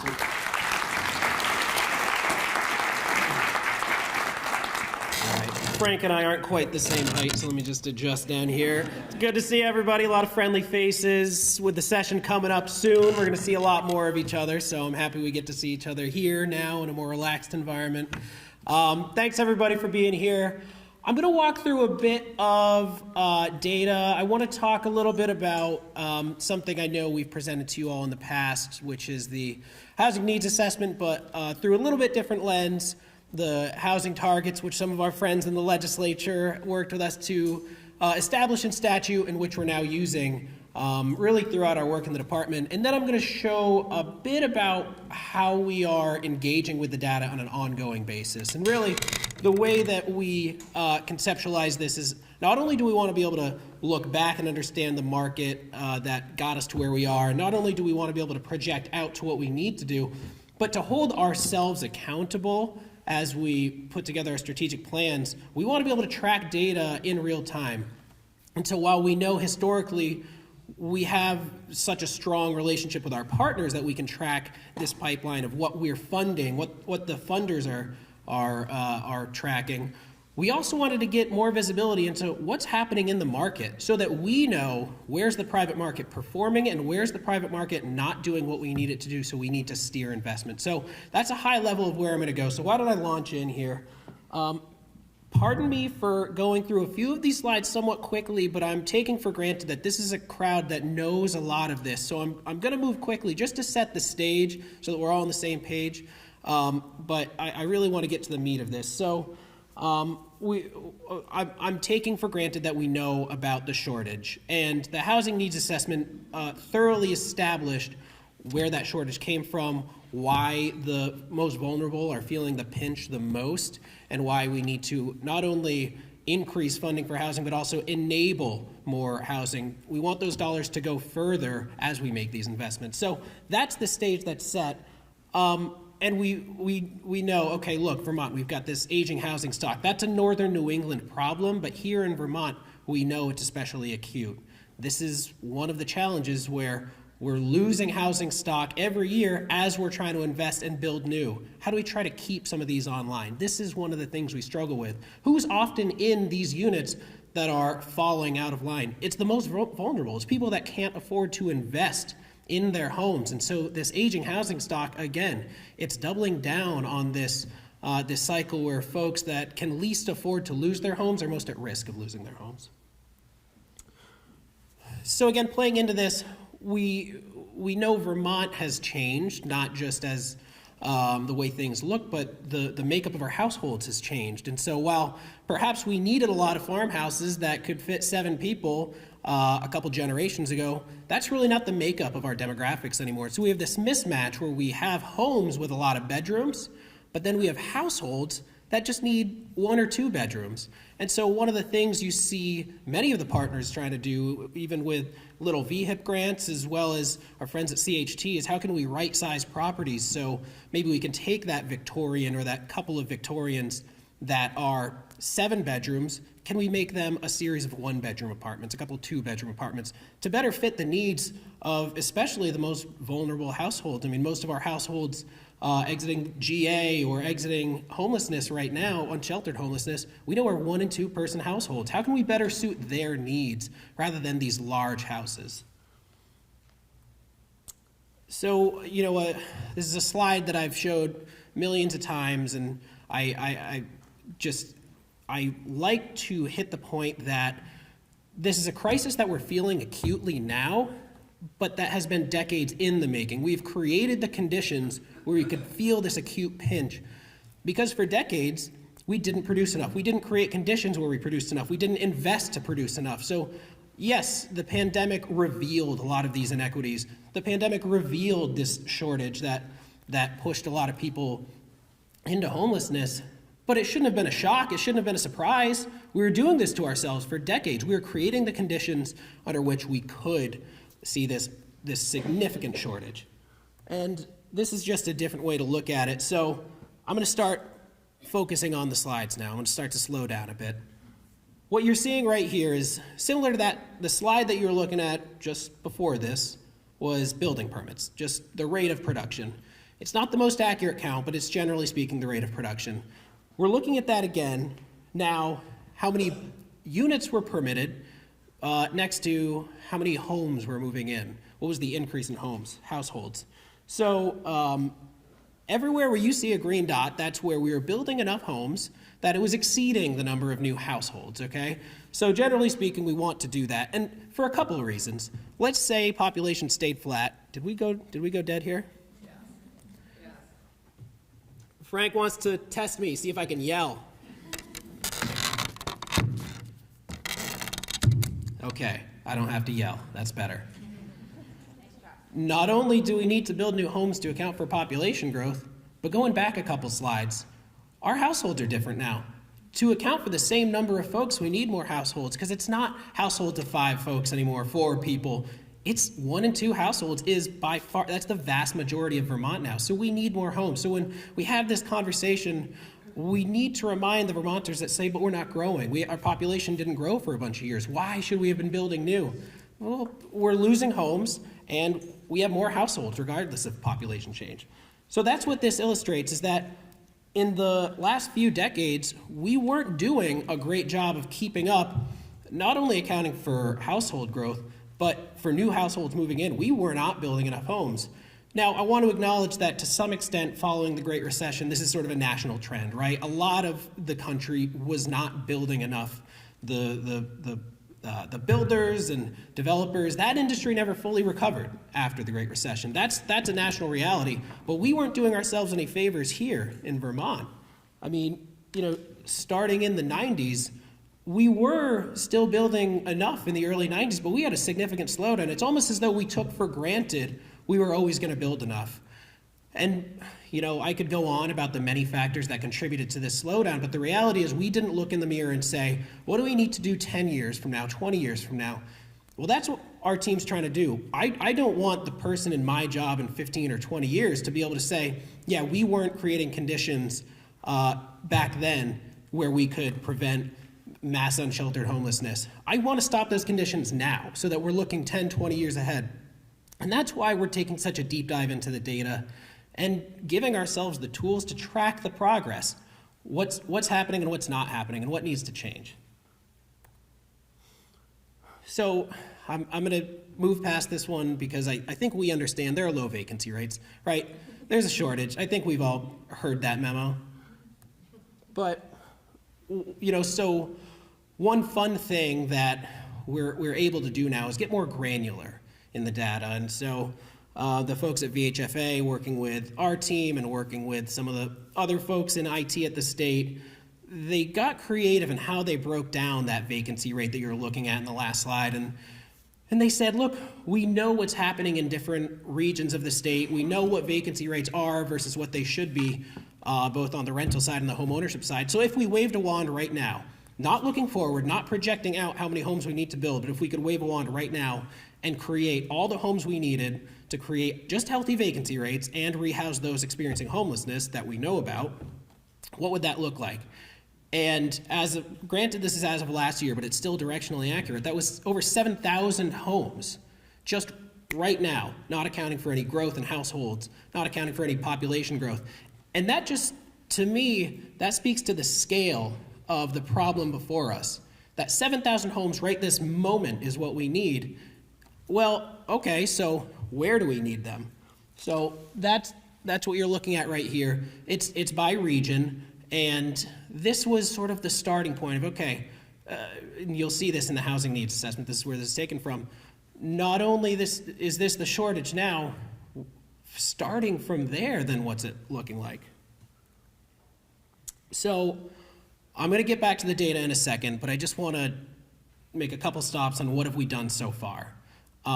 I'm in legislative prep mode right now, right? So I'm thinking a lot about what are the levers I can pull, what are the levers that I can advocate for that are going to have the greatest impact. As a part of that, I need to compare my strategy that me and my team have worked on. I keep pointing vaguely over to Sean Gilpin. So Sean's going to take care of all this. But what's our strategy of that? What's been done? What boxes have we checked? And what do we just desperately need to really move the needle? Well, in order to do that, I need to look back at the last few years. What have we done? Well, as a state, we did a great job of a handful of things, and we should be really, really proud of the things we've done well while recognizing where we're still desperately falling short. So we did make massive investments during the pandemic. We were able to leverage a lot of state and federal funds. This influx of federal funds let us try new things. Let us experiment with models that we never could have experimented with before because we were so desperate for every dollar for housing. And, over $600 million over a handful of years really is nothing to sneeze at. That is great. It's not enough. We need to keep doing it. We need to keep investing. But it is wonderful that we were able to do that. Again, we innovated. We were able to try new things. And as a result of that massive investment enabling those innovations, we now have some programs that still live today, even without that influx of pandemic dollars. Manufactured home improvement and repair program that's helping to strengthen and make those communities more healthy. We know manufactured home communities were neglected for decades. And it's amazing what we're able to do with fairly low dollar investments to make those safer, healthier, make the equity in people's homes better, keep people housed for longer. So those dollars have gone very far. But VHIP, Another initiative that we developed in partnership with some partners early on, thanks to community development block grant money with the early experiments, moving into some of the federal pandemic era investments. So again, we found ways to be creative with the dollars we had. And then I won't dive too deep into the Homes for All initiative. It does really excite me, but again, trying to look upstream, how can we help that industry recover so that in the long term we're building more? But we also need to recognize that there's a lot of other policy goods that we establish when we're building housing. We clean up brownfields, we strengthen economies, we improve downtowns that have been neglected. So this is part of what happens when we invest in housing that I think sometimes folks forget. And there was a lot of reform that happened. I'm looking around at my legislative friends and thinking, we did a lot to change the regulatory landscape here in Vermont. So I'm going to dive into a couple of those quickly. The Home Act, Act 47, really changed the game. In a lot of ways, this is upzoning in a way that Vermont was ahead of or in tandem with some of the leading states on this, and just saying, look, municipalities, here's a framework under which you will be offering an environment where more housing can be built, where we have the resources, where we have the infrastructure and the assets. You will now be enabling more housing. And so a lot of communities were eager and were out in front of this, and those communities that just needed to be brought along came along. And this has done a lot to enable small-scale development, infill housing, more density, and this has created a lot of opportunities. But we weren't done. Act 181 of 2024, this was the first time that we said, let's carve out parts of the state where we want to fast-track development and say Act 250 will now be exempt for certain activities. And while there were other aspects of the bill that led to my boss vetoing it, this was not the piece of the bill that he disliked. This was a huge step forward in housing in Vermont. The fact that we could all say, look, downtown Randolph, Rutland, Brandon, we know we want to build there, hit the fast track, go ahead, build housing there. That's tremendous. We've been talking about that for decades. So the fact that we are able to come together, and yeah, it was a broader framework that was very complex, but we were able to do this. And so for housing, this was tremendous. And then last year, we went into the session and everyone was talking about, great, we've made these changes. We've made the regulatory framework a bit better for building housing, but projects come forward and our housing projects, our friends at CHT, are still bearing the cost of all this infrastructure because Vermont still has a massive shortage of infrastructure. How can we make that investment? How can we make that better, easier, so that we're not putting it all on housing developers? We didn't used to do that in decades prior. Municipalities were able to front that cost. Our municipalities can't do that anymore. What can we do? How can we finance that infrastructure so that it's not all landing eventually on the unit and making the unit more expensive for folks that we're trying to house? Well, something that I think, again, decades in the making, project-based tax increment financing with a housing focus to say, look, if you're building housing, you can leverage the future value of this project and invest that in the infrastructure, effectively bringing down one of the most significant fixed costs of a housing project and enabling, I mean, we'll see, but it's likely that this will enable thousands of units. That was a very, very big deal. So my friends in the legislature, thank you for that.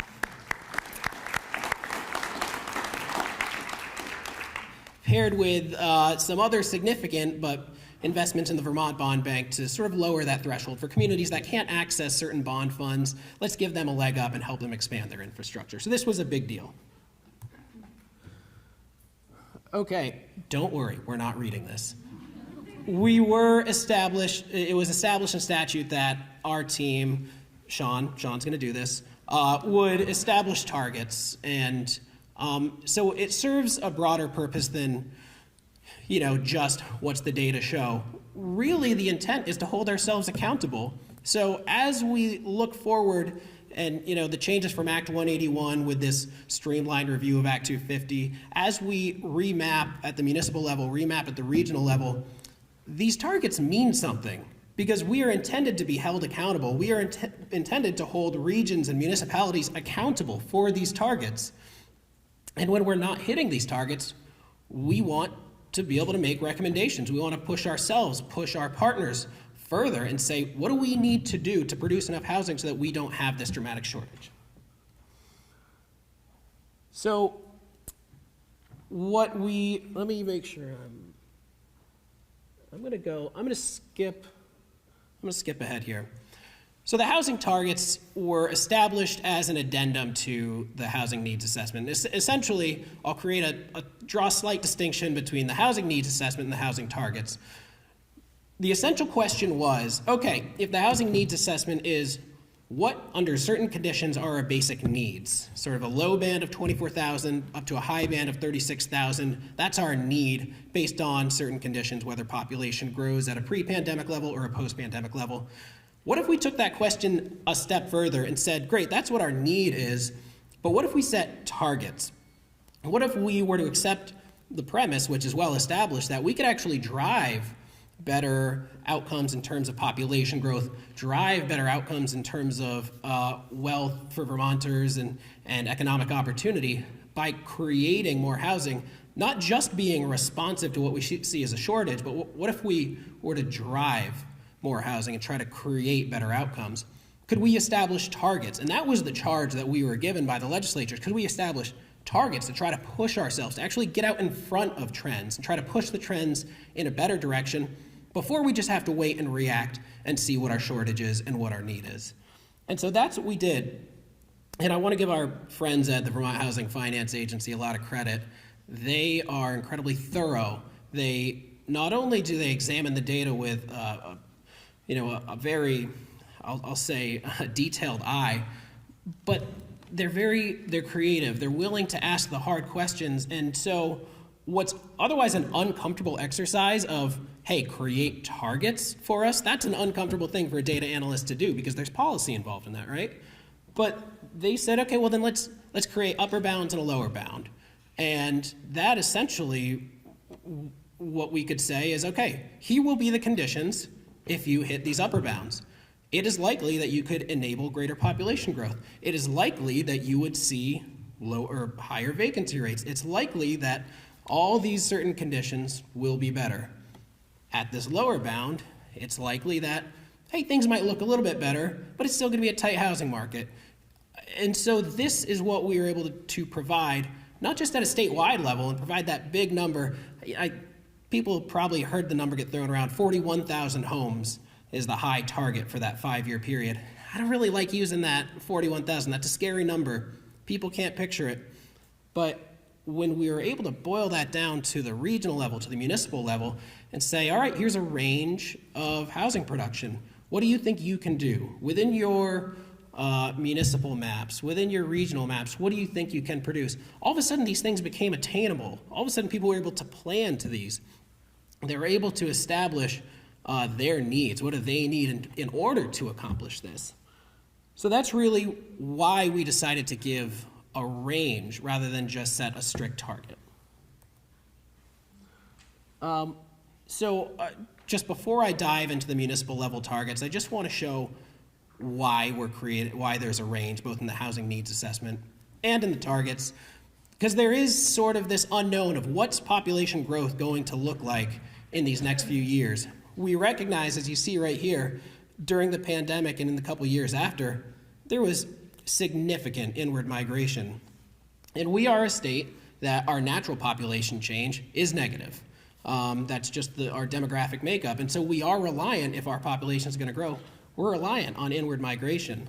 And what did we do for years? I mean, I remember during the 2010s, we were begging people to move to Vermont. We had all kinds of campaigns, please move to Vermont, relocation incentives. And then all of a sudden they did, and we said, wait, we weren't prepared. And we said, wow, we have this housing shortage. I sure wish people would stop moving to Vermont. I don't think that's what we want to say, right? I don't think we want to have a fixed pie mentality. I think we want to create conditions under which people can be moving to Vermont. We can be a welcoming state, and that's going to be great for us. And I'll show you why. This is our demographic future. So what you're seeing in orange is the baby boom generation. As that shifts downward, we're going to have a massive gap in not only in our population, but in our workforce. Our natural population change, the folks in our high schools and our schools, will not compensate for that. We desperately need people to move to Vermont. We need to be a welcoming state because we're really going to hurt if we aren't. So the idea of, hey, could we set a high housing target that might actually enable that? That's really rooted in an actual economic and demographic need for Vermont. It wasn't just wishful thinking. It was, hey, let's try to make it so some of these folks can keep moving here. By the way, I made a mistake a while back. I was presenting this to the governor and a few folks from the cabinet, and I'm on the young side of that group, and I made the comment, the baby boom generation is just killing us. That's not how I meant it to come out, but it's how it came out. The group didn't look kindly at me after that comment, so I had to kind of suck up for a while after the rest of that. I love baby boomers, for what it's worth. So I'm just holding up one example. Any Chittenden County folks here? Chris is here? Okay.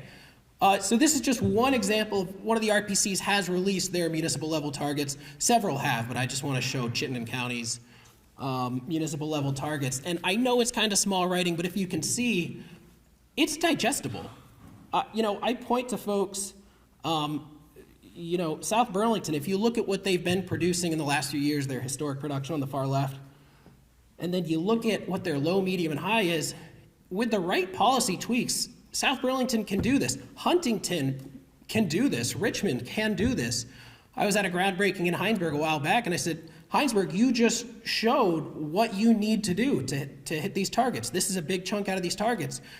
And when I go to these groundbreakings, these ribbon cuttings now, I also get to hold up these targets and say, hey, good job. You just enabled a project that chipped away at 35% of your target. That is huge. So now we can tell people, look, this isn't just in the clouds. This isn't just saying, please build more housing. We can actually keep track of this, and we can say whether or not we're keeping up with our goals. And we wanted to do that in real time. So back to what I said way at the beginning, how are we going to hold ourselves accountable? How are we going to know what's happening in real time?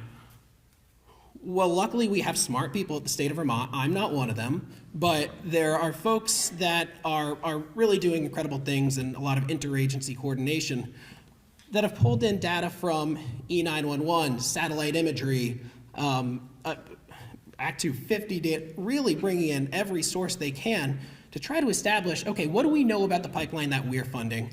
What do we know about what's just happening in the private market? Again, going back to where we started, because we need to drive outcomes so that we can hit our targets. We don't want to just put targets out there just to say, here's a great big number, let's try to push. No, we want to keep track. And so that's what this tool does. And, I always try to push people to housingdata.org, so please do go to housingdata.org. While you're there, click on this dashboard. We have worked with VHFA, made sure this is linked live. So this dashboard will keep track of, you can zoom into a specific housing development if you want. You can zoom into your town. You can choose a county to see how your county is keeping up compared to its targets. And you can see on the left a little speedometer. We're going to try to get everybody into the green zone, but even into the yellow zone would be great. But what this does is now, 5 years from now, we get to look at a very granular level. How did our communities do at meeting their targets? What do I need to do? What do we all need to do to help push them a little bit further? Here's, who are we looking at here? This might be Chittenden County right here. And just start to make this a regular thing that we're going to set targets, we're going to check in, and we're going to push to make sure we hit those. So, I'm going to stop there. I just want to encourage folks, please check out this data, and everyone that works in this space, I want us to start to utilize this as a tool to steer. And any plan that is just created and sits on a shelf isn't really worth it. We're trying to insist that the housing needs assessment and the housing targets are not a plan that sits on a shelf. This is something that we're going to monitor and use constantly. This is updated weekly, so please check it out, look at your town. All right, anyway, thank you all very much for having me.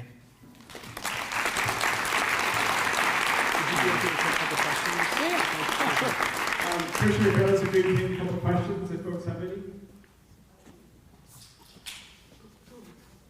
Not Chris. Not Chris. Chris Donnelly, I'm curious, I love the data. I'm curious if it was tracking what caused the housing to get built. You know, which strategies are working?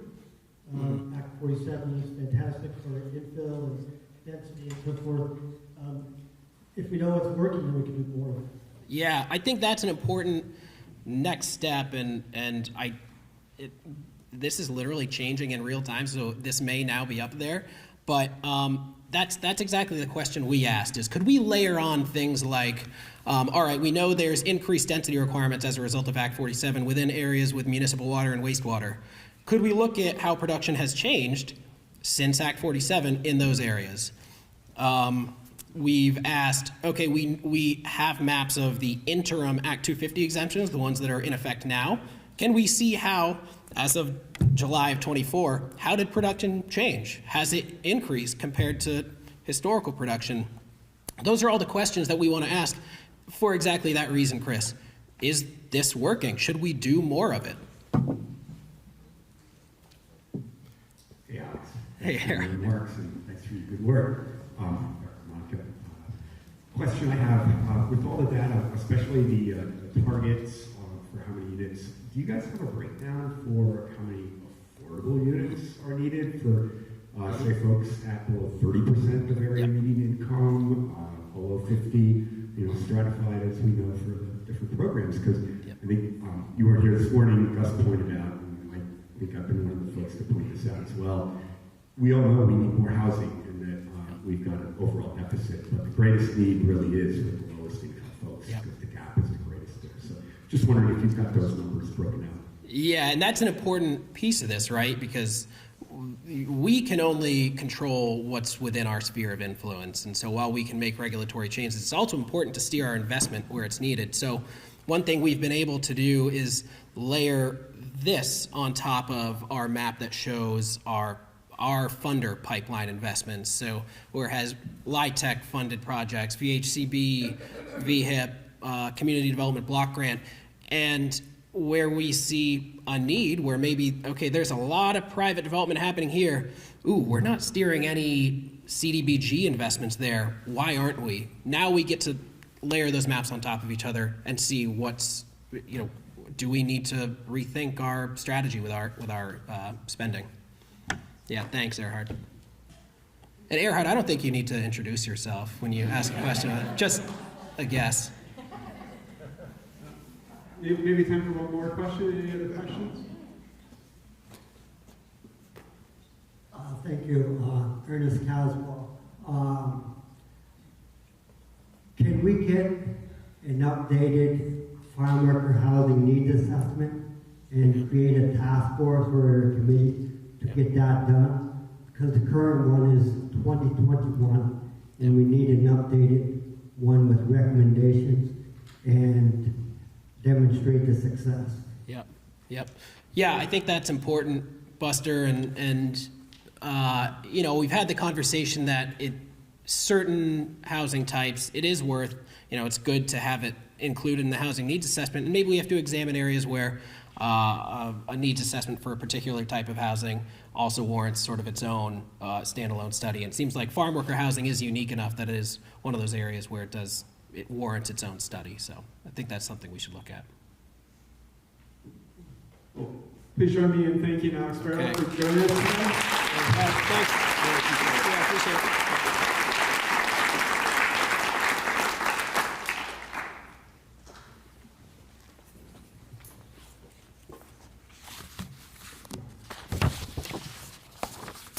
Thank you, Commissioner Farrell. I know we share the same goal, and we appreciate your leadership and look forward to working with you more this year, ongoing work.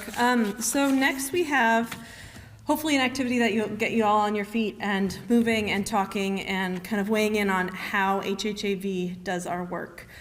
So one big goal of the HHAV board this year is to create more transparency around how we are going to weigh in on different issues and what you can expect our stance to be on different issues that may come up during the legislative session.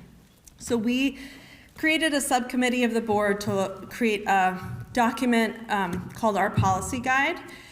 And that is very importantly not a priorities document. It's not where we are prioritizing our energy. It is just kind of a catalog of the issues that commonly come up and kind of a position statement on how you can expect us to form positions on these issues. So there is, on most tables, if not all, there is a little QR code where you can find the document. We are also going to have printed sections of the document for you to weigh in on. And so we're going to do an activity where we break up the document into different sections, and you can go to whatever interests you and provide us with some feedback. Let's see. So we have 6 different sections, and we're looking for high-level feedback, like what's missing, what did we get totally wrong. We're not kind of in the wordsmithing, really specific mode here. We're just looking for general high-level feedback around, because we know you're all the experts on these issues. We have a section in the beginning about how we're going to use the document and kind of how our process is around the legislation, and how Frank's going to use the document and when he needs to go back to the board to make decisions, and how we might resolve conflicts, because we know that there, as a coalition, there's always going to be issues where we don't necessarily see eye to eye, but there's also more power in coming together and working through those. So section 1 is process. That's going to be with me. Section 2 and 3, and actually there's these on your table as well that tell you where or who the person is who's kind of facilitating your group. Section 2 and 3 is the role of government and taxation. That's Peter. He's going to find a table somewhere around here. Sections 4 and 5 is permanent affordability and land use. That's Amy Demetrowitz over here. So we're going to spread out here and kind of move around. Let's see. Section 6 to 8 is housing first, housing services, homelessness status, and access to services. That's Susan here. Sections 9 to 11 is criminalization of homelessness, harm reduction, restorative approaches, and eviction policies. That is Kara. Kara's back there. And then the last section is 12 to 13, fair housing and racial disparities, and that's Kim Anitsberger right here. So we have about a half hour. We encourage you to visit multiple sections if you're interested in multiple sections. We're going to take notes, and then we're going to come back together and do a report out, and then we're some last wrap up with Frank, and then we're done. So any questions? All right, so our board members are going to spread out, and off you go.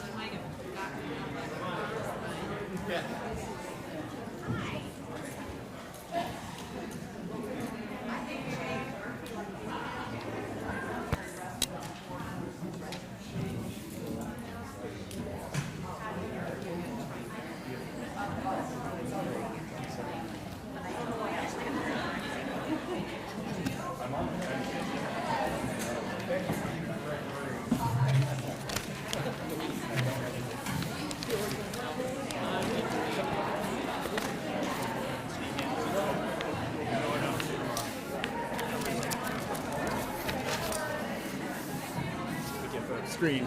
Oh, yes, can't not have the brand. Yeah. We're fancy now. We have a big logo. We gotta use it. Everyone can take their seats, and we will do some report out.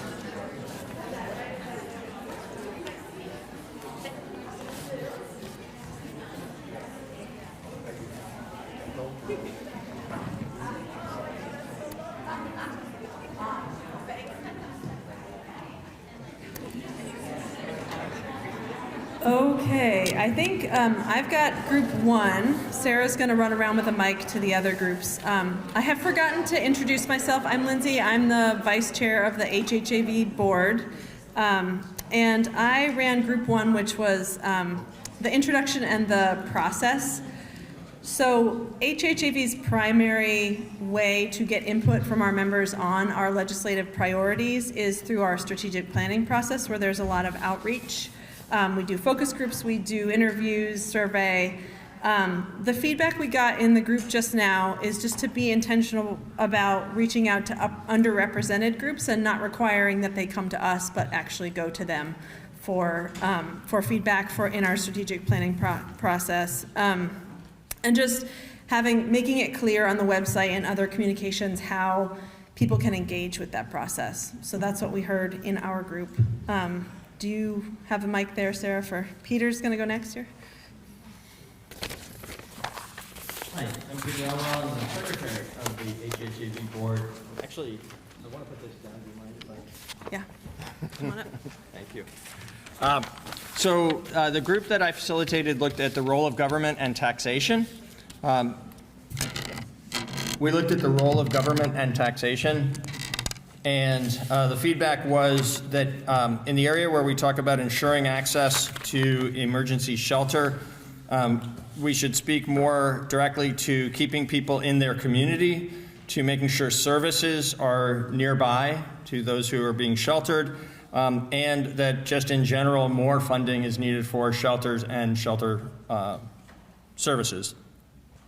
On the expanding progressive taxation section, we want to specifically include reference to property taxes there, and also the creation of a dedicated funding source, explicitly discussing the ability to pay as part of progressive taxation, and not letting affordability get in the way of creating the dedicated funding source for housing and these services. We want to connect the work in this document to larger priorities. So in the case of governmental action, maybe speaking to the targets that Commissioner Farrell presented to us. But in thinking about that as just one example, thinking broadly around the way in which we tie our aspirations to those that are expressed as larger priorities of the state. In the third section of the governmental role of government and taxation, adding specific reference to support services and specific references to infrastructure was recommended. There's a question as to whether we know that we do coordinate with the Fair Tax Coalition, whether we want to more explicitly express support for that work and our intention to be more formally part of it. There is the concern that well-intentioned broad policies can harm long-term affordable housing and low-income residents. Specifically, an example that was used was the way that mobile home communities often are located in floodplains. And so having regulations related to not having housing in floodplains and to doing more work around resiliency is a good, positive public policy. That we need to be careful not to have that good public policy actually create harm for the communities that we serve and the work that we do. Suggestion to separate federal advocacy portions of this document from state advocacy portions, or at least to highlight those things that are maybe more specifically about federal impacts. Specifically, or an example being specifically about federal funding being so important to both the state and to the end users of the funding. And a recommendation that in general throughout the document we use stronger directive language, fewer uses of the word adequate and we believe, and more of must, shall, and so on. Thanks.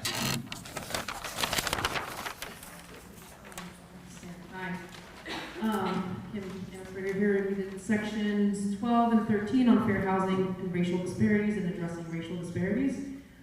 So for the section 12, we talked about adding fixed income as a category listed in the protected groups. We also highlighted the housing choice part. It's mentioned in there, but the group wanted that more flushed out, and just prioritizing mixed income development, inclusive zoning, supporting increased access to legal supports and protections for tenants. So HHAB supporting policies around that. Also supporting policies that increase public access to education on fair housing laws, both of the tenants and the landlords, because the tenants don't know what they don't know, and then when things happen, they don't know how to advocate for themselves or where to get help. And that landlord should also be trained on that. So in that same line, more education and trainings, anything that's going to support that around discrimination or around racial disparities and equity for both landlords and organizations that support people. And also supporting funds for orgs that do that education and training work on fair housing. And then we talked about adding an equity lens when looking at all the policies. So just putting some kind of statement in there about how HHAB will look at every policy that they're taking a stance on with an equity lens. And then prioritizing legislature that positively affirms more housing resources for the BIPOC populations, and then being mindful of neutral policies that might negatively impact BIPOC populations. Wow, that's messy. Supporting supporting and targeting funds for BIPOC-led groups to be at the table. So that kind of goes in line with what you were saying before about, reaching out to people and bringing them to the table, and also if they're going to be providing training and that kind of thing, making sure they're being paid for that and hiring and contracting folks. And then also just fighting the things we don't want. So a lot of the statement is supporting, work that will increase access and address fair housing, but we also want to make sure that we're actively making a statement when there's a policy out there that is going to do the opposite, making sure we take a hard stance on not supporting that. That's it.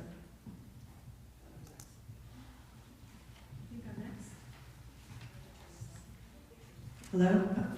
Hi, I'm Amy Demetriou with the Champlain Housing Trust. So our group talked about permanent affordability and felt very strongly that that needs to remain the North Star for any kind of state funding into housing, affordable housing. That it's very important so that we not slip behind in terms of our targets. And that when there are programs, for example, VHIP, that have temporary affordability restrictions, that we really pay attention to how is displacement being addressed. When those restrictions go away, what happens to the folks who are living there if it's only temporary?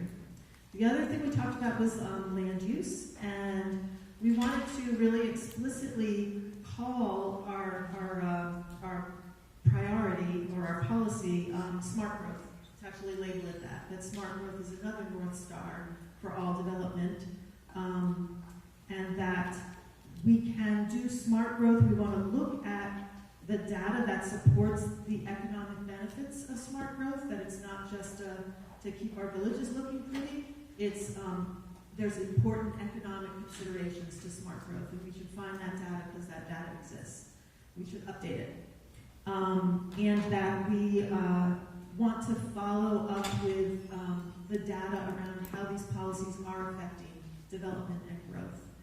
So it was exciting to have Alex present that and say that they're going to start being able to see how these policies are impacting development, and we're really supportive of that as well. We want to specifically call out addressing the appeals period processes for permits. We think that's really important to make sure that those are fair but efficient and effective and fast. We want to support streamlined processes for brownfield review and cleanup. And along with smart growth, we want to be clear that our policies and priorities can be we can fund and move forward multiple priorities in one project, including brownfields cleanup, historic renovation, energy efficiency, perpetual affordability, and smart growth. That they don't have to be mutually exclusive.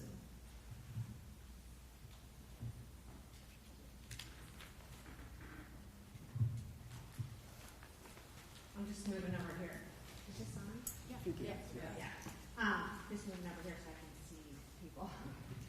So we had a very lively conversation about the Housing First section. Our group suggests that the title for this section be changed to Housing Access. Everyone agreed with the principles of Housing First and that it is an evidence-based practice, but they also suggested that the quote be changed to reflect a couple of things, not highlighting that term as much for obvious reasons, but also to acknowledge the fact that we can't have a Housing First program when we don't have housing in the state. That and it needs, what should be reiterated in all three of these sections that we covered is that housing, that services are not contingent upon housing. Housing First kind of says you can have, if we get you into housing, then you can have services. But we're saying we're going to provide the services to unhoused people, people who are in shelter, as well as people who are in affordable housing, but that we can get into affordable housing.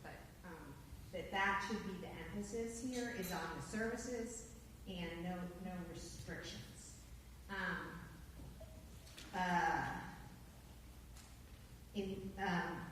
The other terms that they suggested, because we really had a lively conversation about this, were economic independence, focus on economic independence, housing stability, self-sufficiency, and safe and affordable, and what was the other one? Stable. No, let's see. Oh yeah, here it is. Safe, affordable, and stable housing, basically, is what we're going for. In terms of housing services, everyone was great with this section. This is number 7. But again, to reiterate that piece about that housing is not a prerequisite for the services. Section 8, there was a general recommendation to change the use of the word homelessness to unhoused. Also, the suggestion here, instead of saying homelessness status, to say housing status throughout the document. And there was also a few things that people would like to be included in the bullet points there. In number 8, access to legal services in terms of, in addition to food, list clothing and personal hygiene. A big emphasis on the need for ID, access to being able to get an ID or replace an ID.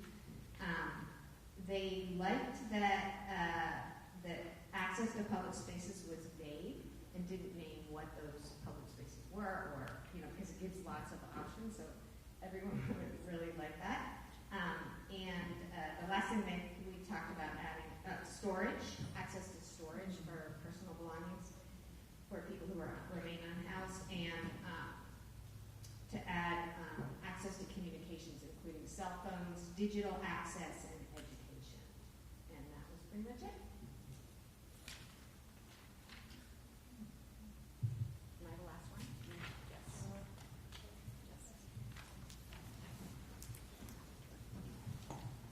Oh, is it on? Great. Hi, everybody. All right, our group talked about sections 9, 10, and 11, the criminalization of homelessness, evidence-based harm reduction, and restorative approaches and policies. We had a lot of great conversation about specific strategies and details, but I think overall it really was a focus on getting upstream and the importance of education and really being impactful to the public narrative. Investments in prevention, funding for prevention, as well as supportive services that include legal access, and really reclaiming the definition and conversation around public safety. And it was a good group and a good conversation.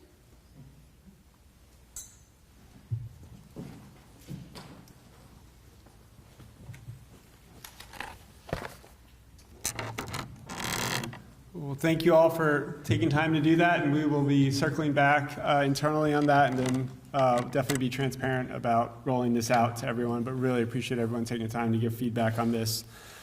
So for this last part of the day, we're going to continue on the conversation about the 2025 and 2026 legislative session and beyond. And we're going to hear from our lobby team of David Mickenberg and Christina McLaughlin. So really excited about that. But before I do, just wanted to quickly thank Andrew and Miles for coming as well. I should have mentioned that earlier, but we are really lucky to have a great federal delegation in Vermont who really cares about these issues, and they all show up. And am I missing anyone from any other? Is anyone else here from any of your teams? You got it. Perfect. Well, yep. They always show up, as well as someone from Congresswoman Ballant's office. So really appreciate it. You all making time for this always. So I'm going to hand it over to David and Christina, but just really wanted to flag first. One of the things we heard about over the last year plus is that we really need to engage more heavily on state policy work.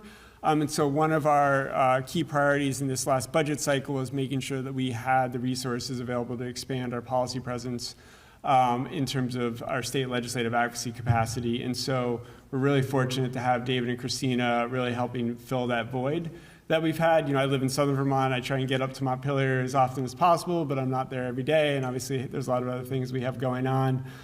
So we are going to really be, benefit from having a daily presence in the State House this upcoming session, and particularly excited about working with David and Christina. I worked 2 sessions ago, was my first introduction to working with them. As many of y'all know, I'm new to policy work in Vermont, and David and Christina were leading the Overdose Prevention Center fight to get that bill through. It just ran a super effective campaign. There was a grassroots strategy, there was a grass top strategy, there was a comm strategy, there was an insider strategy, there was a global piece kind of connecting all those dots, and they were extremely effective throughout the session up until, I think that was a veto override bill, right? And having to flip a Republican vote at the end to, on something that their party didn't want. And David and Christina were able to do that and get that bill over the finish line. We're all going to benefit, particularly Burlington first, but hopefully other jurisdictions as well, bringing OPCs into Vermont. But anyway, so it was wonderful to work with them on that, saw exactly the strategies that they use and how effective they are, and so really glad that they're going to be bringing those strategies and approach to HHAV and our priorities. So I'll turn it over to David and Christina.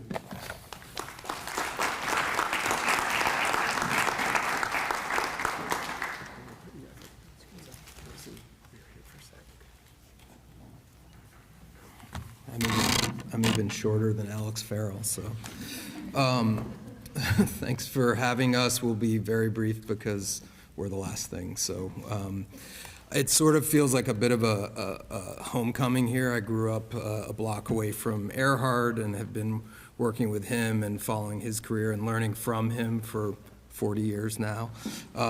My father was a lawyer, an attorney who worked in affordable housing projects, and people probably aren't going to get the reference, but for a good portion of my life, I had a sister, then I had Highgate and Northgate. Those are the poles of my life. And my mother ran the residential programs at the Howard Center for many years, worked with people who were unhoused, people in mental health crisis. So these issues are deep for me personally. I, as an attorney, came back to Vermont after leaving and worked with housing authorities, with CHT, with a variety of others. So really excited to be back in this world and excited to work with all of you.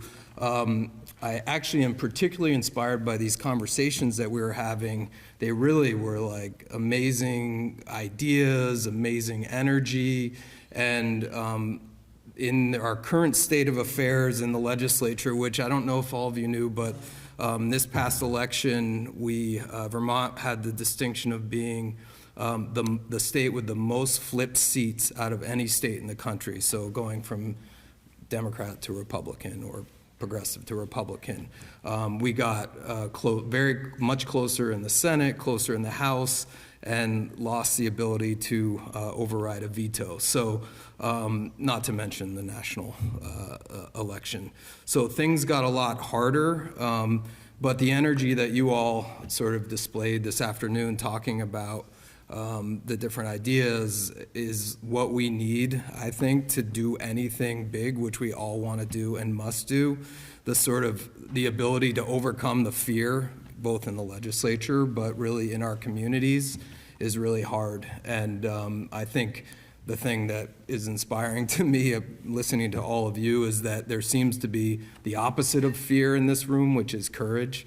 And it seems like that courage and as Frank was saying, sort of a grassroots effort to do the big change that Treasurer Pichek talked about, the big change to make housing the most important issue that we work on in the state of Vermont and have everything else flow from that, is going to take all the energy in this room, and we're excited to be a part of it. Just briefly, last year, there was a lot of change in the legislature. There were new committee chairs. I don't know if she's gone, but Senator Clarkson was one of them in the Housing Committee. So both in the House and the Senate, there were new committee chairs in the Housing Committees.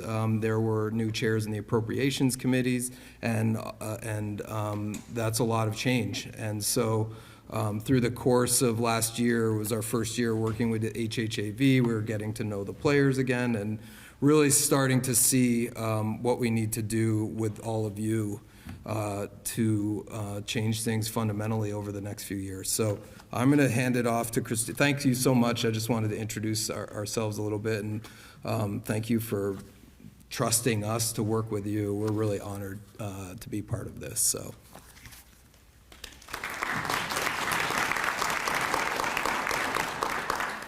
Thanks all. I'm Christina McLaughlin. I've been working with David for a couple years now, and my background is primarily in healthcare reform, which really isn't far off from housing. I worked for the state of Vermont for over 5 years at the Green Mountain Care Board, and every time we had these larger discussions, it really did come back to housing, ACEs and affordable housing, and you can't really take care of your health, whether mental or physical, without having stable, safe, affordable housing. And so I'm really excited to be here. Our work, we still work in that area as well, and so seeing them overlap is really exciting, and I think that this room has just been really inspiring today, so thank you for having me, and I'm excited to work with Frank, but also all of you in the coming year and hopefully longer than that. So I just want to zoom out and talk about where the legislative session has been, kind of past, present, and future with this biennium, this 2025-2026 biennium. Really, the lawmakers have been focused on 3 main issues, which really are, to me, are the big pillars of our society, which is housing, education, and healthcare reform. All of these are aimed to make life more affordable in response to these growing concerns among Vermonters about the high costs of living in this beautiful state. And legislators really are going to continue focusing on these issues this year and likely in the future years. The legislature, as we know, passed a big housing bill, S-127, known as Act 69, which had the CHIP program involved and had no sunset on the traditional TIF. That was a great big bill that we are seeing, slowly we'll see the effects of. And they also fully funded the property transfer tax for VHCB, which the governor supported. So that was amazing. A more contentious topic last year was the hotel-motel program, which you are all familiar with. After vetoing the budget adjustment twice last year, Governor Scott did eventually sign an executive order allowing families and medically vulnerable individuals to stay housed through June 30th. And that was, a tough session, but that did help in some way. It was the first time in many, many years that the Vermont legislature didn't pass a budget adjustment. So that was new for us. And Scott did later veto H91. That was the bill that would have spent roughly $7 million to help reform the existing hotel-motel program. So while that work has been essentially paused for now, it is something that we hope that we can come back to. The 2026 year of this biennium will be a lot tougher budget-wise. Lawmakers are wrestling with a likely $100 million plus hole in the education fund, plus it's an election year. So many of them are going to be focused on property taxes and keeping those down. Lawmakers will also need to continue their work on education reform that really just kind of kicked off last year, and healthcare reform. We're in a bit of a crisis in that area as well. So, we also have the changes federally that happened with healthcare. Roughly 45,000 Vermonters are expected to lose their healthcare in the coming years, and we'll have billions of dollars lost of revenue for our Vermont hospitals. So again, it all connects. Overall, we really are hopeful that we'll have more collaboration on the healthcare and budget and housing this upcoming year. Lawmakers are very aware of the ongoing and growing unhoused population in Vermont. They are definitely interested in long-term strategy. However, we have a sense from legislators that they won't really take up certain issues, particularly the hotel-motel program, unless there is agreement among stakeholders. So I really want to push collaboration, communication, and I think just focusing on the positive of our work so that we can hopefully make great change for Vermonters. So thank you.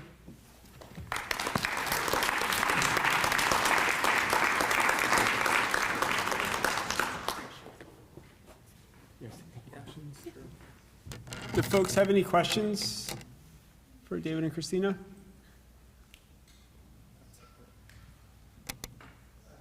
Ken? What do we know about the Medicaid cuts and how that's going to affect Medicaid cuts? Yeah. So that the 45,000 number does include Medicaid, but we also have the advanced premium tax credits that are eventually just going to stop. I think there's technically a little time that those could get extended, but folks are not hopeful. So I think we're going to see many kicked off Medicaid, and a lot of it, it's been described as death by 1,000 cuts. It's all these very small, tiny changes that it's going to make it harder to keep yourself on Medicaid, to renew, or just apply. So that is going to be a bigger feat for us to overcome as a state. Any other questions? Erhard? Not so much a question. So one of the things that folks who are involved in housing development more directly know, there was a silver lining in the dark cloud of the ugly bill that passed, and that is that the federal low-income housing tax credit was increased substantially.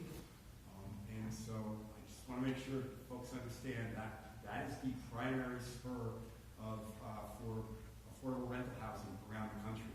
And it will result in additional resources for Vermont to create more affordable rental housing.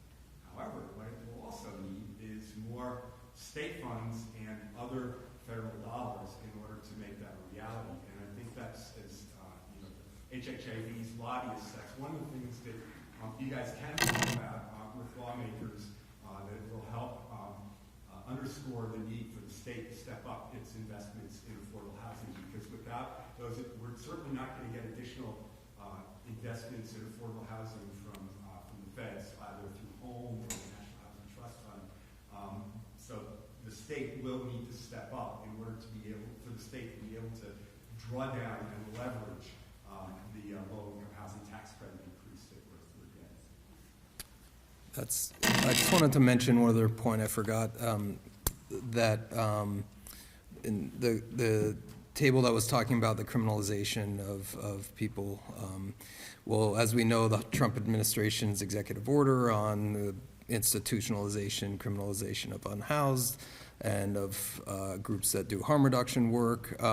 I think along the lines of what we were talking about earlier, being sure that this session, there's a lot of conversations about public safety and making sure that legislators understand and appreciate that housing for people is public safety, and that when they're moving forward with changes to the retail theft statute or other criminal laws that will put the folks that we work with in further danger beyond what the Trump administration is already doing, that we can collectively point out that somebody being unhoused is not a crime, and it shouldn't be. And so that the opposite should happen, which is that we should promote public safety by providing more housing and making sure that people have shelter. So I think that public safety continues to be an issue in the State House, and we've seen in the last few years things going in a somewhat, from my perspective, uncomfortable direction in terms of looking toward criminalization as a solution to societal problems. And we see that in the work that I do around drug policy, but we're seeing the exact crossover into housing policy. So I think we have to be a strong voice against that. And in the opposite, will help promote what we're doing, which is true public safety. So. Any other questions, comments? No? Okay. Cool. Well, thanks, Sean. Thank you.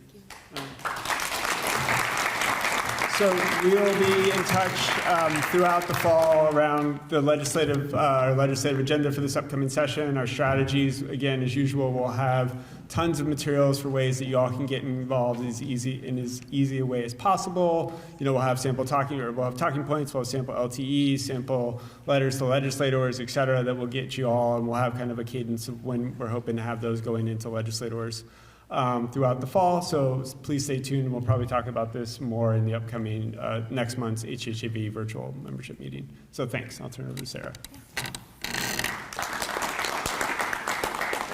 All right, Molly and Grace, do we have our bingo cards? Can we, all right. Oh, and they even rigged a little bag for us. Perfect. All right, this is how we're gonna wrap up. First of all, I just wanna say thank you so much. It's no small feat to give a full day to be here, to have this conversation together in the same room, and to travel here. So thank you for that. And I'm looking forward to what's next for us. And how many t-shirts do I get to give away, Frank? What? That's so many. Oh my gosh. Never ask Frank how many. I know, I should just have a t-shirt good. All right, so the first t-shirt goes to Lee Trapini from Springfield Supported Housing. All right. I think he's got the t-shirts here. You can come get your size. All right, and the second t-shirt goes to Ann Merrill. Is Ann here? All right. Is Ann here? I don't know. Okay, well, if Ann's here, too bad for her. All right. All right, the next t-shirt goes to Brianna Caddy from the Vermont State Housing Authority. All right. It might just be all of them, but all right, we'll just keep going anyway. It's more fun this way. All right, and then this is Moad Raleigh. All right, very good.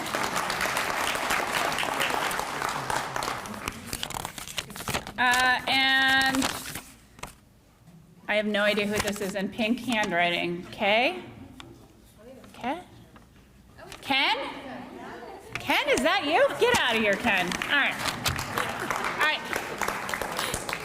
This is the last one. We're going to call this the last one. Ready? Okay. Jess Hyman. Very good. From CBOBR. She had to take off, but we'll make sure she gets one. Yeah, you'll take one. All right. Thank you, everybody. Have a great trip home.